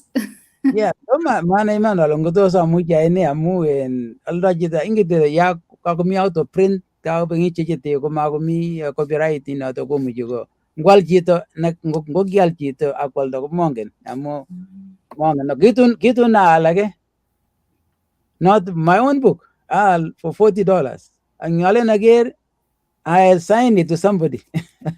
I autographed it. You guys to go ji kai bu de ji kwalda jita ga ko tun nyal gora. So monga na sinyoto. Interesting, Kongwe. Just I say. It can be a little bit difficult as a pastor and then such go Daktari, my question is Kagira, you have been traveling a lot, moving from one area to one area. Ne inspiring along the way as you travel from one area. And I'm going to have a time at Daktari ingel ge la magarge students to go ngap kumi students alaga de much ki ko bangale got ko ma jige gumye. So what's your according to your relationship agje gat tak much ki ko basigi ip ko egleting ngalega. How do you bring back to go back to road?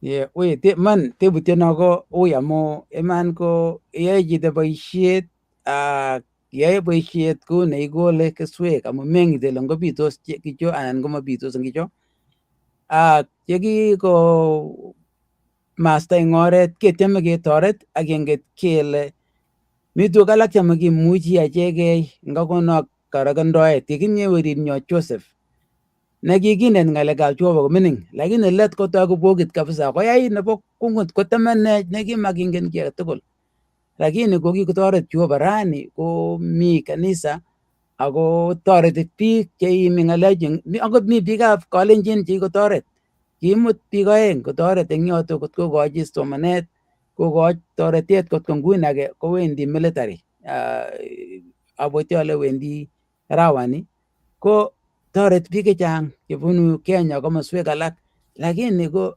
kimakimuchi kiakotemenech kabisa lakini ko kitoretech Jehova ko kesochini bichoto ak ketorete ngalalet ak yeni kele ngalek chekimwoe koboisie Jehova kitun ketoret kapchi nekiboryo kabisa ibongololchi anyun bichu kole kwanda mameche amu kibiro alechi kibir kwondo kole wei kiabir amu kirabacha alechi kirabach boyot kole wei kiarabach ko kimeche kwai ne kirabach kole makemeche kiatyem ngololchi ako kingatar amete bichu komachomyo aroik somok ko kiotinye seminar kobwa kolenjo kitoretech nebo kwongut kikechomyo nguni kimi komie kabisa ane angiameto kobortosi akoboldosi lakini sait age komi tuguk choe Jehova chemengen chito komeche iboisie chito ak iyan ile nemaigesu kogesu Jehova eng orenyi konoto netoretech nekonech kiketestai. Kongoi Osea ko daktari kemwa kokoimwoiwech kakiteb eng yo amu tebutiet nekatotebe ko nokatebe ale itinye family ko kakenai akobo Ruby ako kakenai akobo Joseph. Itinye eng katunisioni have you been blessed otinye lagok ako mieno so mwaiwech kitikin akobo lagokuk. Tinye lagok angwan. Werit nebo tai ko Joshua. Inendet komi rani South Korea. Kochomyo ak lakwa nebo diplomat nebo South Korea. Cham lakwani koboisie ak president ngo cham konyone kimi Japan konyo Washington ole wendi president kowendi lakini kichomyo ak Joshua kabisa komi yoto komi South Korea. Joseph ko mi Arizona nikamwoe mi chepto nekekure Joy nekikitun eng yu, kitun daktari ako mi itou. Komi lakwet ne mining nekikure Joanna, ko inendet ko mi Chicago, kisomonji ng'alekab finance, kotinye boisiet director nebo risk management eng company neo eng Chicago. Ko choto ang'wan cheketinye, murenik 2 ak tibik 2. Oh, do you have any grandkids or anan Agenge. okay. Lagok betusiechu ko machokchin ng'alek. Ko kinye agenge ne weritab Joy, noto kisochi biik chechang, kiakomyan mising ako kimakomuchi kong'alal, lakini nguno kokotoi kong'alal kotoret Jehova. Ko kongoi daktari, kimakchini chemiach family neng'ung'et. Ameche kora ateb daktari, kakochang'a tuguk cheyoe, imite ng'alekab counseling, imite ng'alekab wanafunzi, imi ng'alekab chaplaincy. Meche sita imwoiwech kitikin akobo chaplaincy chep sipitali. Amu ane ak Janet ko kokitebe kele ano ole tuyechin saet ak kanyoiset eng sipitali amu ingele mi tuguk alake che ngap komi biik alake che len makimuti chichi kisochini kityo. Ko inye iwendi bisoe eng sipitali, ko ano ole tuyechin saet ak kerichek ak daktari ak inyendet eng sipitali daktari kotomo anyo tebutiet age nemi. Chamwa ateshi eng yotok amu kakamwa daktari atkai tai kole kimakomeche ine sikosoe Mungu kotoret.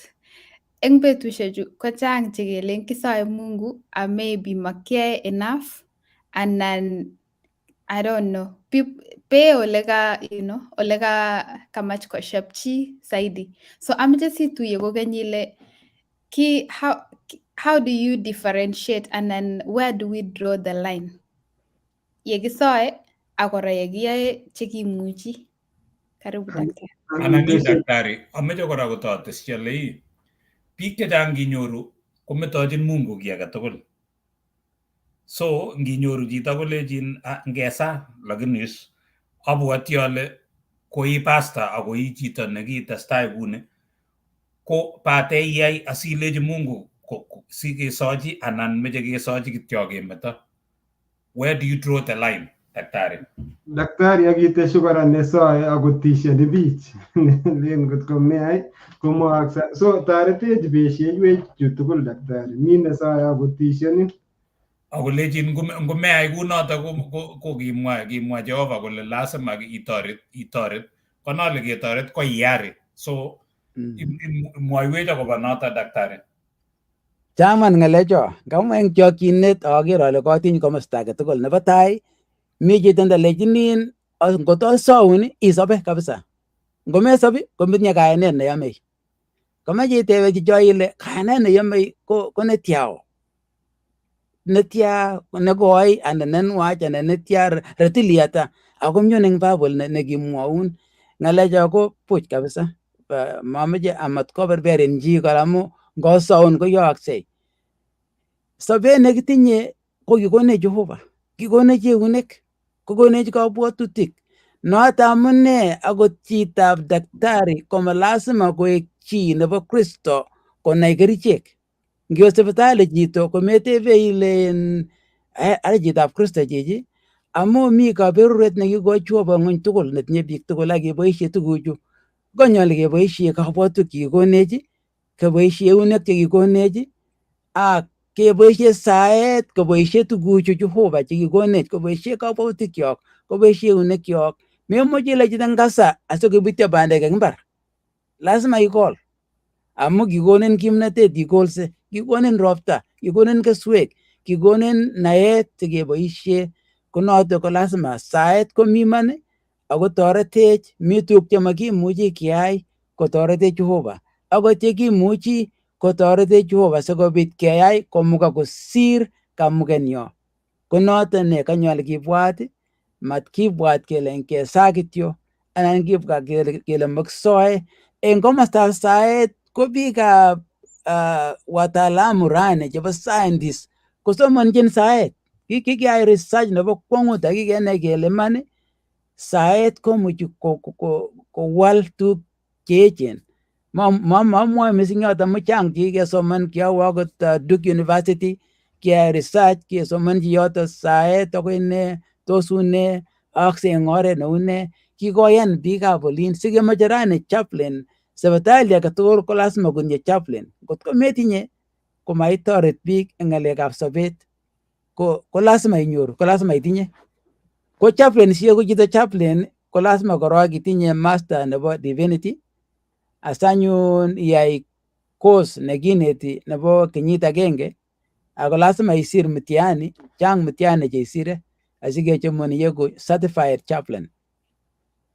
So tomo imwoiwech ibesheiwech daktari ole besie kerichek ak saet eng sipitali ko chaplain.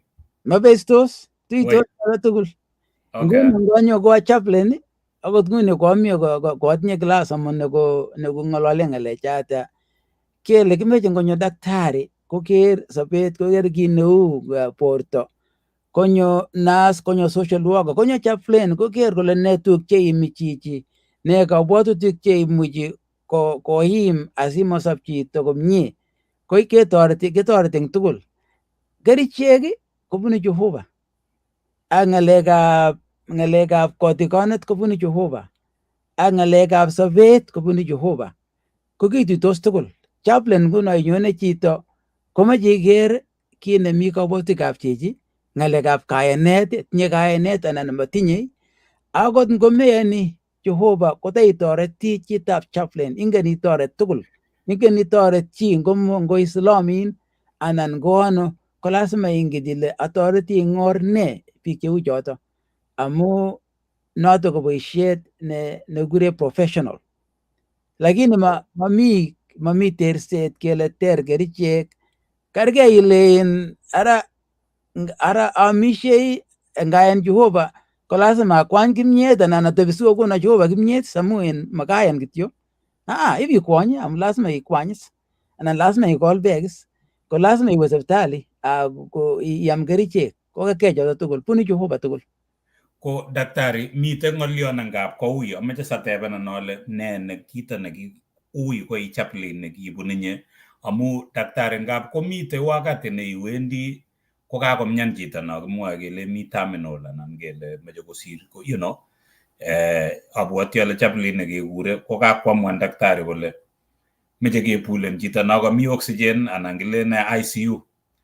Komi nekelen meche kepulen the plugs akekurin inye akitepse iyoe ne eng yeu yotok, amu kwang'ololchini chorwa nenyun nekale kitun koit kinyo COVID oin, kale kotebe chito anan kitebe chinwa sipitali arawek 6 ing ICU, kale ngomi katikati kale kokur daktari akinyo kolechi kakeamuan achek kele kimeche kepulen ng'alechu.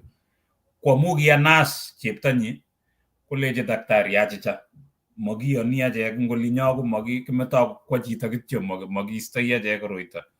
Kale kotebi kale nyakibe gaa kopir simet, kale kole we can't believe what we are seeing. Kakotwakei chichi kai, kokochenjen baibai nguno kokosop. Maelewan daktari kole kiyaak ne. So ilyon eng yeu yotok imwoe ne akobo noto daktari? Unoto man balozi, imuchi cham kinamwochini biik ko ngiwe chito sipitali konyain daktari, kong'en kerichek, ingen kit neu bortang'ung, lakini ite wakati nemwoe daktari kole kaai kit namuchi, maumi kit netamuchi ai. Ko ngole biik kimeche ketiegei Jehova kele anyun nguno ko tuguchu tugul chekiboisie komakotoreti kiy. Ngot komoche Jehova kwai kit nebo kwong'ut komuchi kwai ngomi tuguchu anan komami. Kitun komi kwondo age man nekiit yoto kele bas makomi sobet, keisto tukchoto tugul, the plug keisto tugul ak kemeto. Ane ale anyo the following day ala nekikwo ngaitu kotebye ng'ony chito ng'ololi, kingeisto tuguchu kosop komie. Ko mi wakati ne lazima kiyan kele kine ae kimugulmet ko kakoit let, maumi netekeyoe. Ak kora sait age ko mashinishechu komatoreti kiy, yakoit yoto komakotoreti kiy. koke ngo ngalekab kayanet kemetoi Jehova ngo mi mashinit anan ko mami kimuchi kemete ngoyan sigik ako kit neo ko ngoto kisikomwa chichi kole ngait yoto oiste tuguchu ko noto nekisubi amu mi kit nekikure koutwang ng'oliot nekeboisie, yani isisire chito ile ngiwe sipitali indeistoi ile ngotait yu okanai ole makotorete kerichechu makomi maana akomi yoto kityo amakomi sobet oiste tuguchu asi ngokakoit wakati nekawe awe ko ngotwa kisir kounoto kisubi noto ako sineman taketebe sigik taketebe family chetupcho kele obwoti ne kisikomwa chichi kouni kisikobwat kouni akot nguni balozi boisiet noe nguni neo nebo chaplaincy ko nebo bichoto biik chekakoit let hospice ko chekikonai kole bas kakoit let makomi kerich kitoreti kityo koek chekikure comfortable.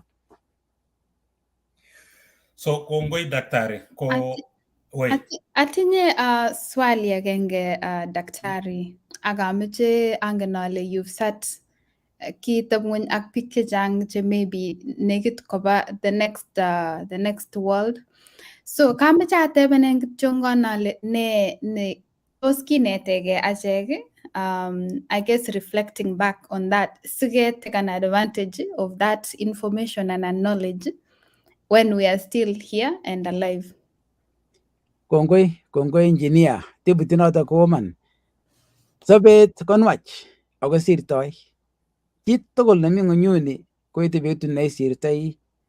Komoche man ibwat chito ile kotomi ng'unyuni soboni atinye ko ne kit nebo komonut kosir. Sait age keborchinigei tugun chematinye maana, lakini ngot keboisie sobenyo ketoret biik alak, kibarte chomyet ak ketoret biik eng sobenwa, tetekenai kele ngoit betut nekibendi kemi tayari kebe. Kakikesich boisiet nekitinye konoto kit neo kinetkei, lakini ngotakemi ongeboisie soboni ak ongeboiboitu ak family kechamkei komie aketebi eng chomyet, konoto kit neo amu nyone betut nesirtoi tuguchu. Kongoi nye daktari, kongoi ngakwek tugul chekosubech akere kosube biik kabisa chechang makchiriot akerin eng yo ak akwek tugul cheosubech kimeche kele share and like it ketesetai kouno kimeche kiwekchi kongoi Optiven kibagengeit nemi kebebertab Nairobi kele kongoi for sponsorship, kongoi kora Tamo Life, kongoi Cosmas Langat nekale isubech kobun Kapsabet kemeche kemwa kongoi. Daktari, kakochang'a tukchu kaimwoiwech akobo counseling, traveling around the world, imitei chaplain, mi ng'alekab sipitalishek so kotokoborwech Hosea kiotech sipitalit eng olimbo West Pokot, kiotech sukulit anan kiotech sukulit akekere wanafunzi chechang chemi kebeberatak ako travelani. How do you balance tukchu tugul daktari? Iyoitoi ano tukchu mitei ke travelan around the world, mitei keamda, mitei kesir kitabushek chu tugul chu. How are you able to balance ng'alechu successfully, daktari?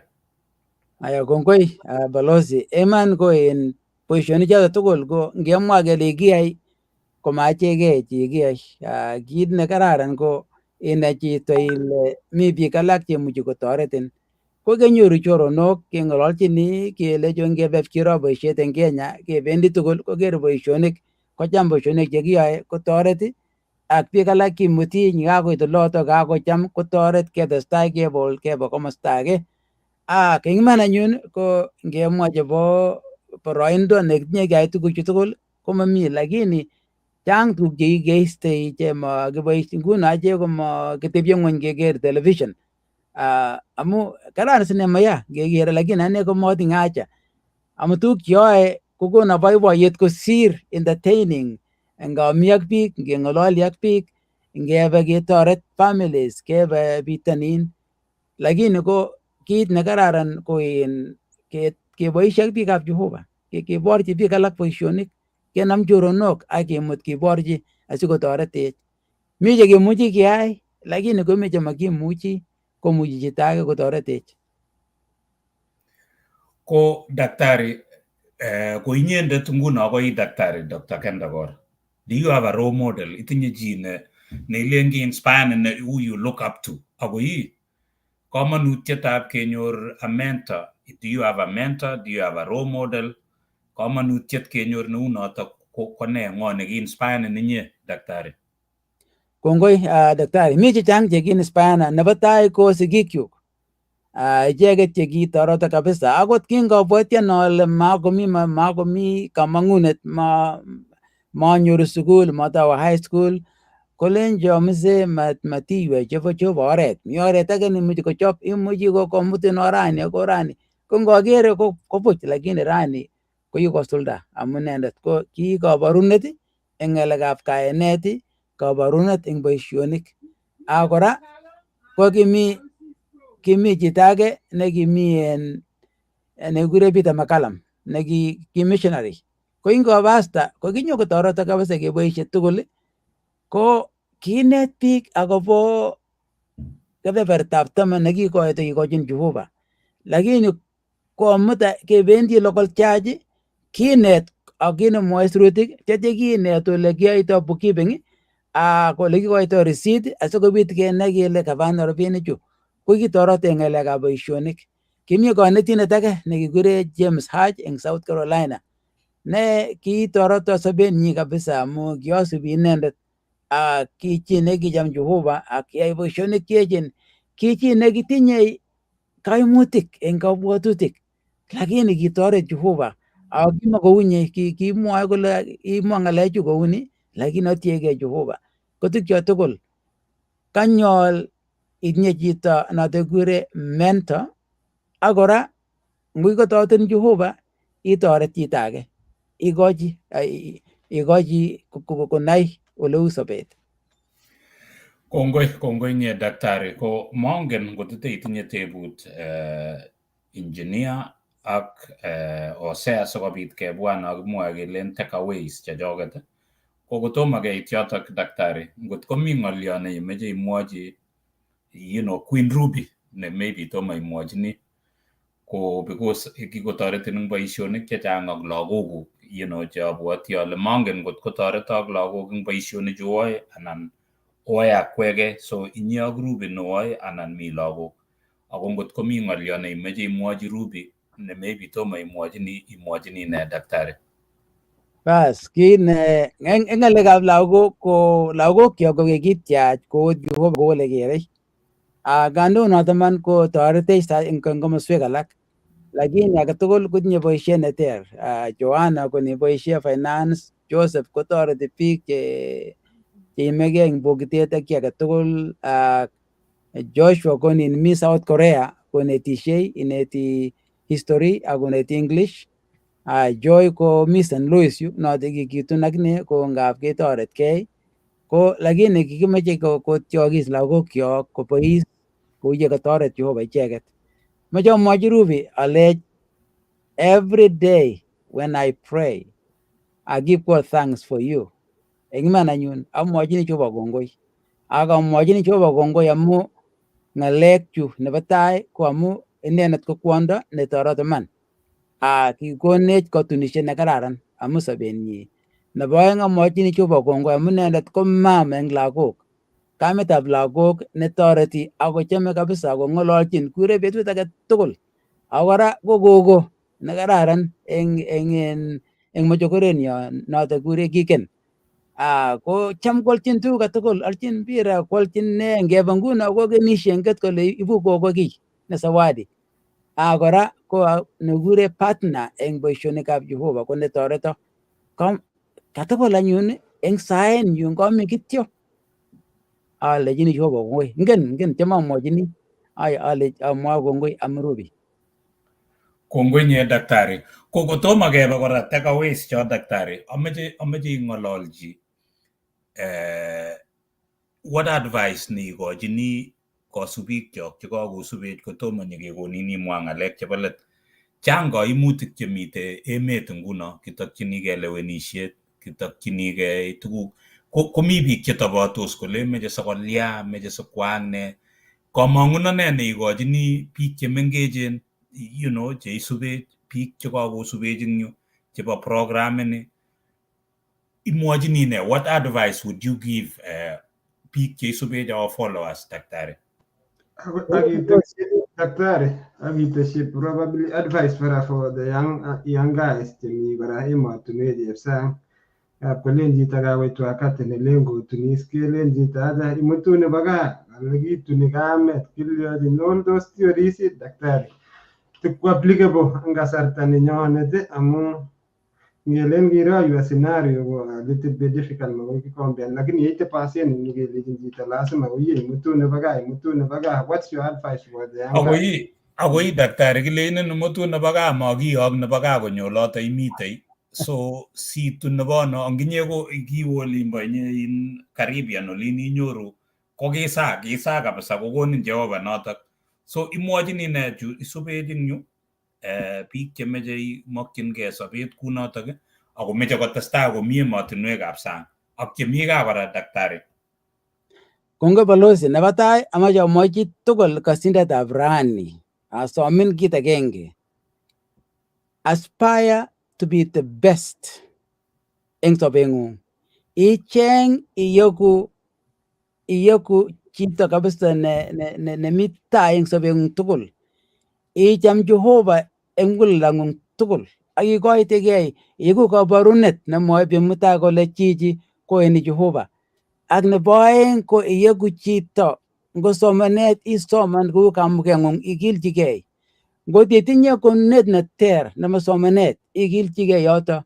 Joseph werinyo komaimuch sukul mising, matinye memuchi ng'alekab somanet mising, lakini kotinye konunet nebo noto bo counseling kotoret biik akoyoe boishonoto komie. Ikilgei eng kiy age tugul neiyoe ak itiegei Jehova. Anyun kaketeb kit age kemwa kit age. No, kameche ng'ololchi biik chemitei ing katunisiet daktari. Ngap kelen mara imutu lakwet nebo gaa ak imi emetab sang amakimutun chito, like mitei nguno engineer South mitei Florida, komitei ose Australia. So ngoto kikiyokte Janet inegei kwo olinda kamakiyokte Sandet, kimeche kotun ng'o? Ako ngot kobit akomi olinda kakonyor kasi, imwochini ne biik chok sikobit what advice can you give them? Balozi, kiami tuyot betut age nekibo tafkana ne kong'alalchi age neki pastaya kole ng'ete lakwet komutwech korot age nemengen atebet nemengen kutit. Asis anyun nang'et akateb ole lagochu oneti ole mi biik alak che korotwek eng taitab Jehova komi che biik anan biikab Kalenjin ichegei biikab Jehova. Nebo aeng eng iman ngisub ng'alekab culture ko ine ko kakeman itun chito nebunu gaa nengen kutit nengen atebet, lakini manoto kityo amu mi tia chekikotun chebo gaa lakini rani kopesho mami chomyet. Ko kit nekiamwochi biik koni, yikanyo emoni kaimutu lagok emoni komabwa ichegei ko lazima iyan ile amu kaimutu kobwa emoni ko lazima kotuyo ak biik alak che choronok cheng biik chechome Jehova kosir kiy age tugul, chito neimuchi korib lakwet ak korib katunisiet eng oret ne kararan. Matibwat ile ngobunu gaa anan bunu ano, ker atebet ak iker sobet. Ak anyun eng ng'alekab alechi ngotimeche chito ile oye meche lakwet kotun chitab Kalenjin kityo, alechi ng'et anyun iwe mataitebe emoni, uy olimbo gaa. Ako ng'iit gaa matiwe Nairobi, matiwe Kapsabet amu tuitos ak alak, matiwe Kapenguria, icheng timin age tatias anyun iwe. Inyorundo ano bichu?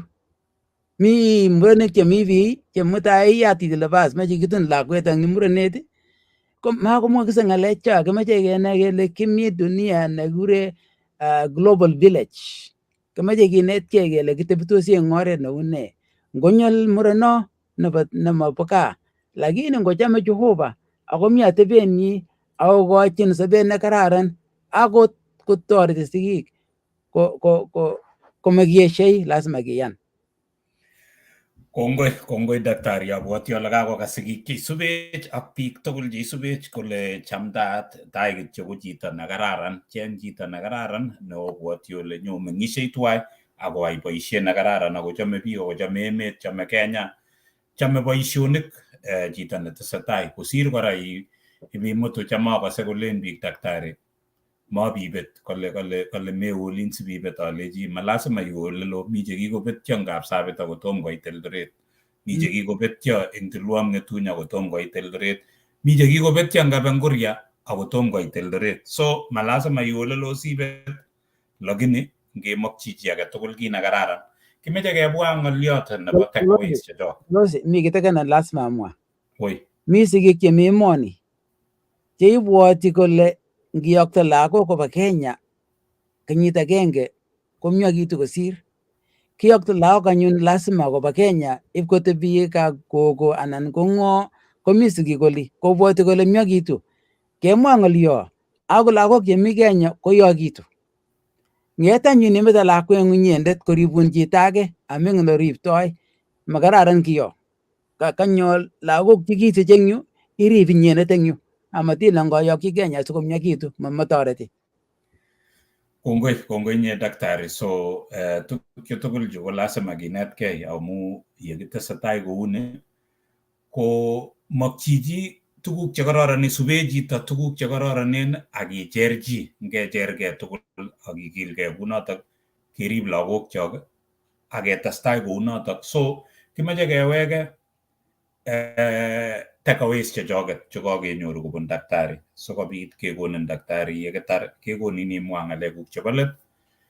Ko kongoi eng akwek tugul chekakosubech, kongoi Queen Ruby, we truly appreciate you, akesome kele ui let episode nenyo siker kora story nebo Ruby.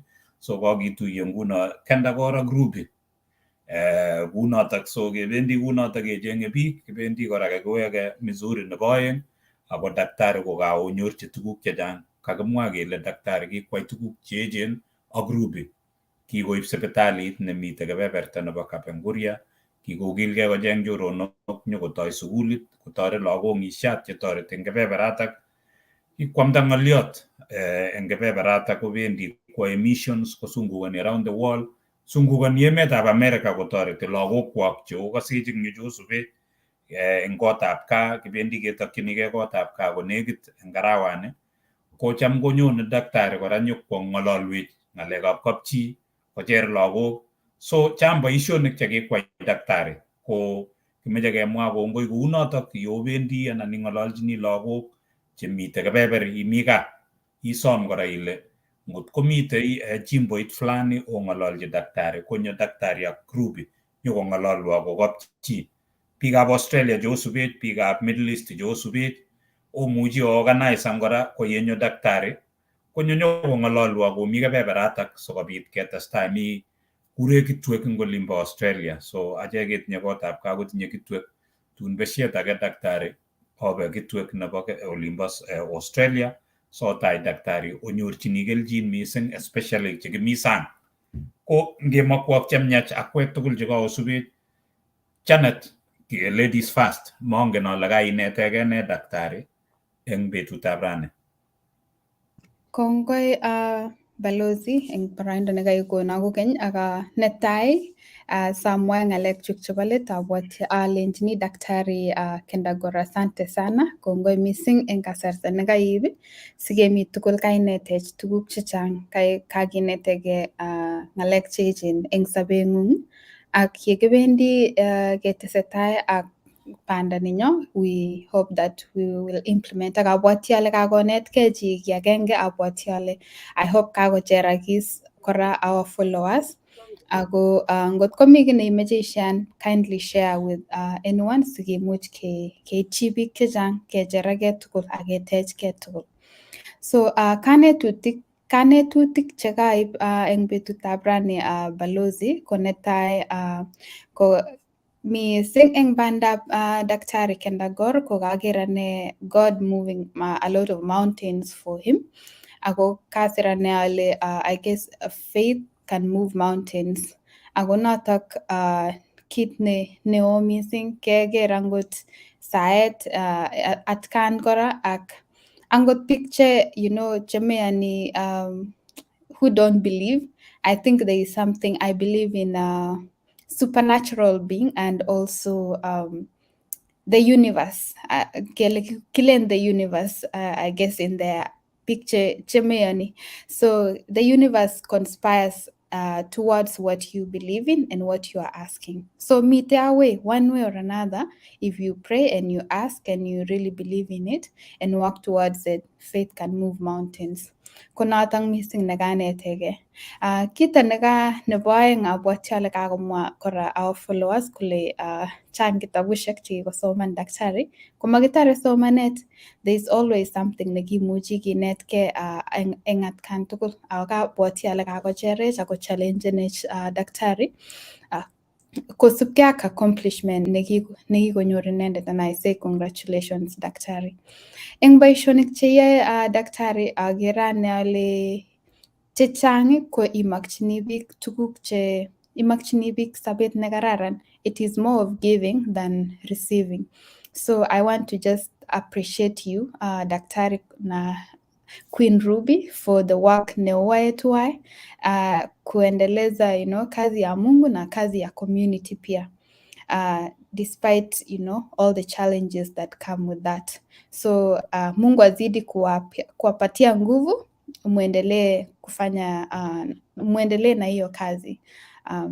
Na pia kwa sisi wengine I think there is power in giving than receiving, venye daktari alikuwa ametuambia mapema.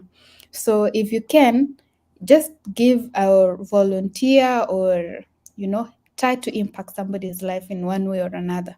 Engole anything they gifted in.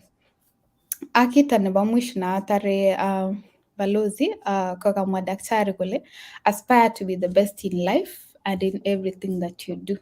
So kale daktari yeyai ki iyai ak iyai kokararanit ak iyai kosirto, like be the best, do it well and really really well.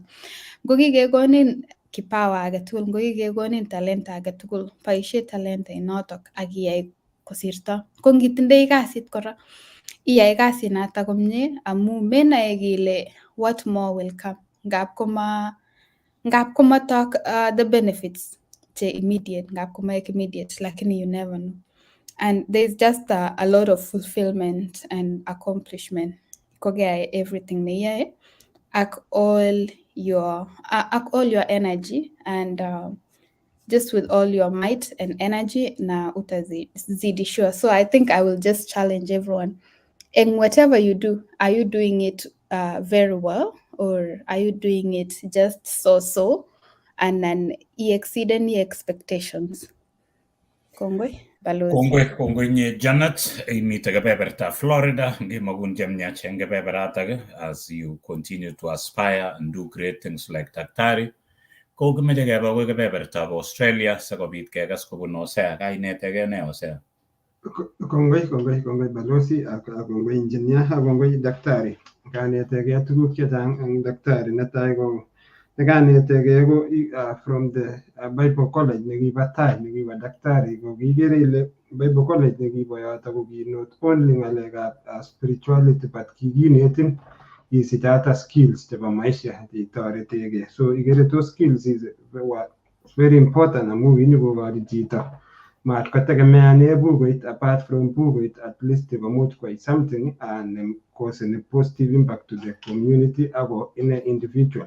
Another thing about daktari, ikere ile kitinye dream, kitinye vision, not only koserve not only in West Pokot, but kitinye a very very big vision. That's why up to now he serves globally, move all over the world. So that one you can my takeaway is that it is always not about the background, it's about the destiny. No, I'm from daktari was from West Pokot, lakini as we speak now daktari kuba dunia. So we have to come out of our own comfort zone wherever you are, do something. Kita from daktari and the family, ungakugonate up 80% of people will loosen up about their families. Nobody nowadays mago proud ni mago inyoru boyot anan go proud kole chepyoset nekisupport no akikon akemove. Nyoru 80% nowadays go competition, but from the success and what daktari has achieved through the support about the wife, that's Ruby. So if we appreciate our families, you will go far. So that daktari, it has changed the mind of a lot of people. They thinking, well, then maybe the marriage in the institution is about competition, but you have teachers tonight. It is about compare each other, support each other. Another thing, daktari, and from me that you, despite the fact you have been achieved a lot of things that you have done in this world, you are still humble. The humility from you, me barak. So that one it is my takeaway. Lastly, go learn about another person. It can be not only money, but even a word of advice, encouragement. It can go a long way. So, Daktari, we wish you well and welcome to be part and parcel of our family. Nebo Igere Nee Chitab Kalenjin. Asante kongoi Daktari. Kongoi Hosea imite kebeberta no kautye kora amwa ale eng kebeberta nekiyoe koki Igere Nee Chitab Kalenjin ke daktari kechobe studio nekimeche kechopchi Dr. Joel Kimeto nekikoek tienindet eng kebebertab Kericho. We are helping him to build a studio nemuche korekodene tienwogik eng kebeberatak situn takemwaun siketimen up tugul kiro kele kakitoretito ano. Eng my takeaways ko amwae tuguk aeng kityo. Nebo komonut mising ko family ne kisha koker inye daktari Kendagor koker kole yekibuilden family ko kaketech emet. Yeitou family ko ochobe timit ma competition. Oleo mising kobendi biik sikokompiten, lakini yochop koek teamwork, ngoek relay ne ngoibun chepyoset kitit nyeib mewirte akotestai kunoto obelishei owineni gemit tuwai amu o timit agenge. Dr. Kendagor ak Ruby kimeche kemwoiwo kongoi eng chomyet neitinye humanity, neitinye biikab Kapenguria, neitinye biikab Kalenjin, neitinye biikab Kenya. Ketech anan keba ketech sukulit akekonop lagok che nyalildos anan lagok chebo community, keba ketech sipitali aketoret biik ko kito nebo komonut nebunu muguleldo. Ngotestai kobirok Jehova, yobendi oe tuguk cheu chu ak tuguk che echen, ikere kosubkei ak ng'alechu tugul ko chito nekibunu Kapenguria olin ko kakoek international. Imukoksei yeku chito nebo dunia. Malasima kilgei kou yekamwae daktari akiyai the best, iproduce the very best eng boisiet nekakikonin, ibunchini dunia komaibunchini kokwet. Meeku neiwoligei eng yobo kokwet ko ijogo nebo mjini, eku jogo nebo dunia ku daktari ak Ruby. Kimeche kemakwa chemyach Dr. Kendagor ak Ruby ak family nengwong yoe tuguk che echen eng dunia kou nitok. Meche kemakwa kele kongoi, karibu to the program, part of Igere Nee Chitab Kalenjin. Kimeche kelejin chi age tugul nekoisubet kongoi, like ana kishan, weke back to the programs akiwe Igere Nee Chitab Kalenjin sisub episode amu kakeitu episode 70. Ko inyoru kora Ruby sinai ile kiune story nenyi ko yetuye ikimitu, imukokse tukche tugul eng saet. Kaikas ile ngap koitu wakati nekakwa daktari kosa akometo kobit chi kosaet mawendi ui.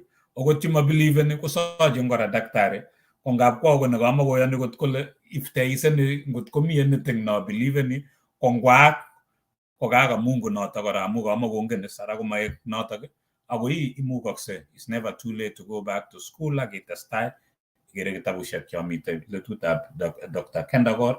Ko somanet ko ki nebo komonut. Ngimeche kitabutab daktari imuchi icheng sisoman sikokimitin. Ngemakun chemyach chito age tugul nekoisubech biikab Igere Nee Chitab Kalenjin, laikan, sir comment ak ishean sikobit ketestai. Daktari kimeche kekonin imwa ng'alekuk chebo let ing'ololji biik followers chekakosubech eng ng'olyon advice neimuchi ikochi ng'alekuk chebo let. Kit neikere ile bunu muguleldong'ung neimeche kokas biik chekakosubech akemeche kemwa kongoi akemokun chemiach yeitesetai eng boisionik cheiyoe. Ngobirun Jehova kokonin kimnatet akokonin naet akokonin tuguk cheiboisie siteitoret tue biikchok akitoret humanity. Daktari, karibu. Kongoi Balozi, ngamwa kongoi korok akobo akwek inye Balozi ak Hosea ak engineer Janet amu boisionik yotou bo kwong'ut man kakere ko kikoet kabisa ko kokoek kaberuret. Kicham alen kilya sikometech Balozi eng kwanetab kotisap. Akere as ale man kaka kiyat Jehova oret age sikobit itoret biik chechang. Amache amwa kongoi.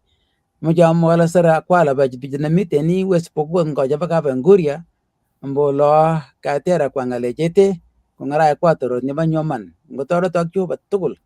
Kanyamwa ng'olyon nebo let, amache ng'ololchi chi age tugul neimegei rani muguleldanyi. Mi ng'olyo en bukuitab bukuitab Exodus otwa eng Kalenjin komong'u kurke somok koite tisap kimwoi Jehova Musa kolenji, I have seen the suffering of my people who are in Egypt. I have heard their cry. I know their sorrow. I have come down.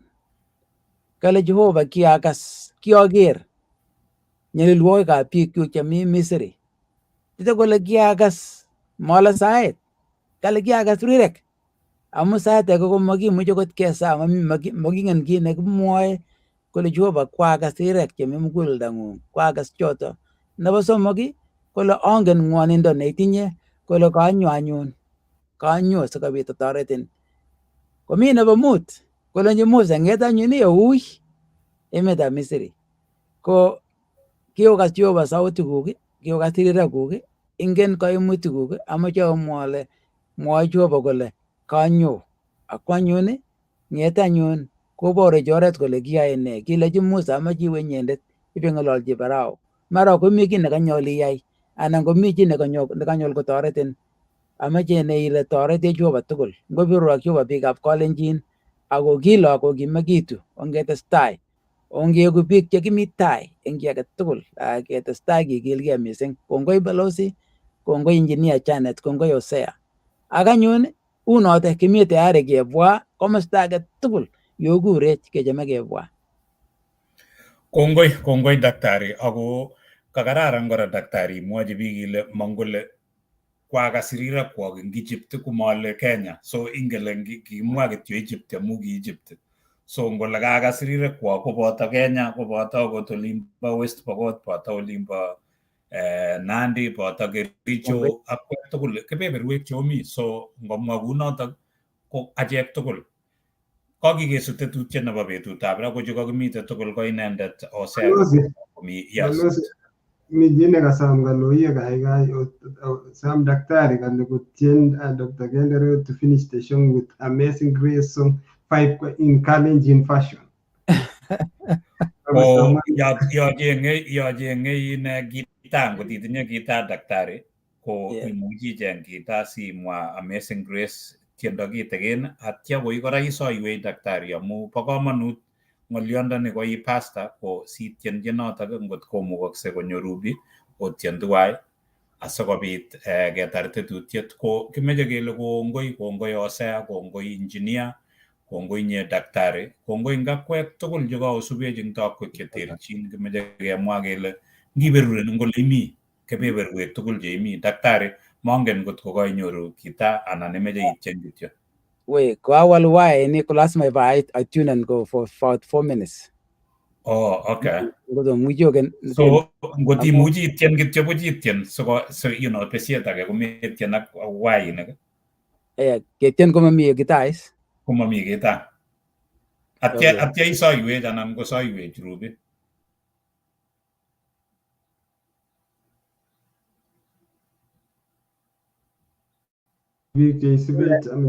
Wene kawit kidogo. Kawit, so imuchi ya Do something, daktari. Muji tien kidogo tu jana kora sagengat jai. Yeah. At least I wait. Blessing, blessed be the name. Okay. Yeah. Without the guitar? Yeah. Without the guitar, Queen Ruby. Yes. Sorry for ambushing you, but we truly appreciate. Kongoi kosubik kyok kakisome kityo kele ye kinyoru tiendo kitikin kosikobit ketestai kimeche kemwa kongoi ngakwek tugul chekosubech eng betutab rani kosom kosubik kyok kole cham kokere daktari ngap kotieni.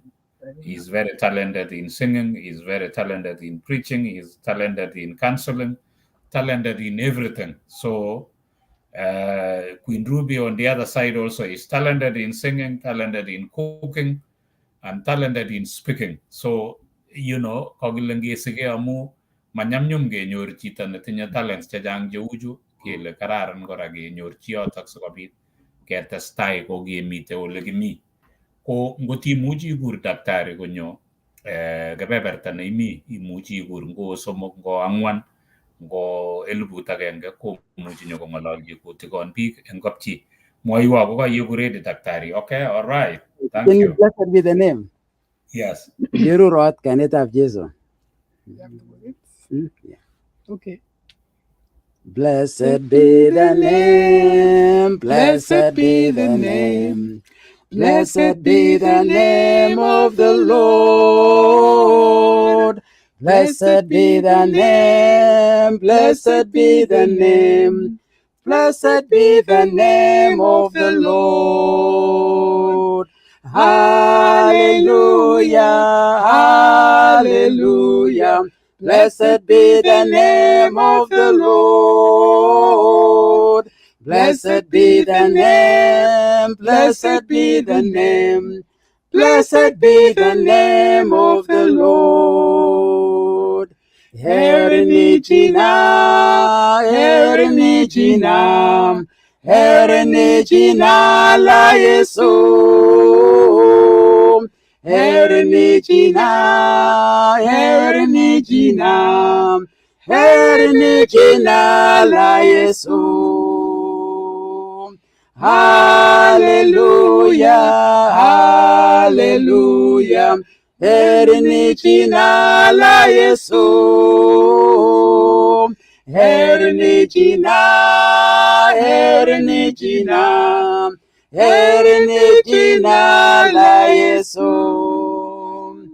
Iberurot kainet, Iberurot kainet, Iberurot kainet of Jesu. Iberurot kainet, Iberurot kainet, Iberurot kainet of Jesu. Hallelujah, hallelujah. Iberurot kainet of Jesu. Iberurot kainet, Iberurot kainet, Iberurot kainet of Jesu. Thank you. Right, gongoi daktari. Maybe, yeah, you can. Daktari, muji sa yuet sikobit ketarte tutyo. I'm pleased with that. Okay. I want to tell my Kalenjin friends all over the world, many of you follow us, and what make my sweetheart and my life very rich and meaningful. We have learned to put God first in our lives. We have learned to read the scriptures together, sing together. I even taught my sweetheart how to dance, the Caribbean dance, and all of that stuff. But most importantly, we give God praise and honor and glory for what Christ has done for us, and we exalt the name of Christ. And I noticed that Hosea put up our favorite verse there because he knows that verse. It's Proverbs 3, 5, and 6, and that is trust in the Lord with all of your heart and don't lean on your own understanding, but in all of your ways acknowledge Christ, and through his Spirit, he will direct your path.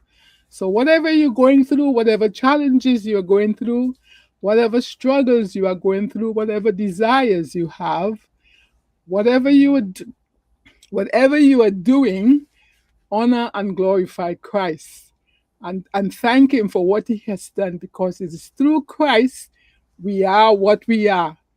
The incarnate God came down to live among us and to show us how to live and to give his life for us.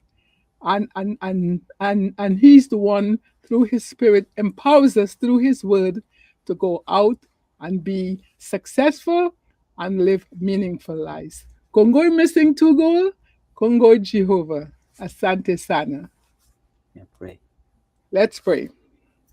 Father, I thank you again for this program that touches all over the world, touches all countries, and I look at Kenyans in Mongolia and China and Taiwan and Australia and all over the world.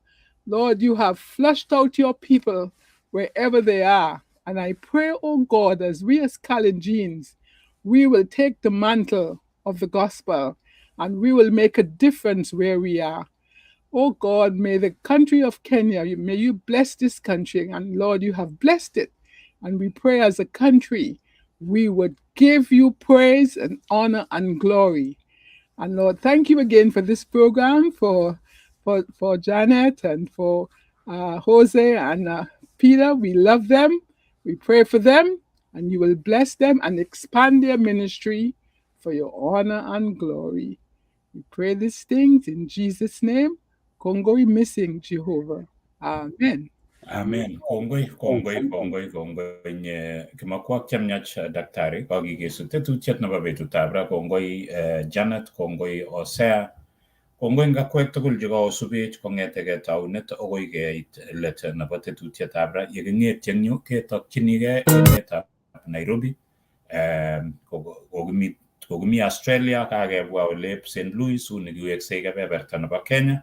Anan kotaketestai kora kounotok ngemakwak chemyach, kongoi Optiven, kongoi Thermolife, kongoi Ndonyo Mat, sponsors chechok, ak taonyo nebo betutab rani kokikesu tetutiet ngiberurok. Nee Chitab Kalenjin emwaura Uyeni lela mati emen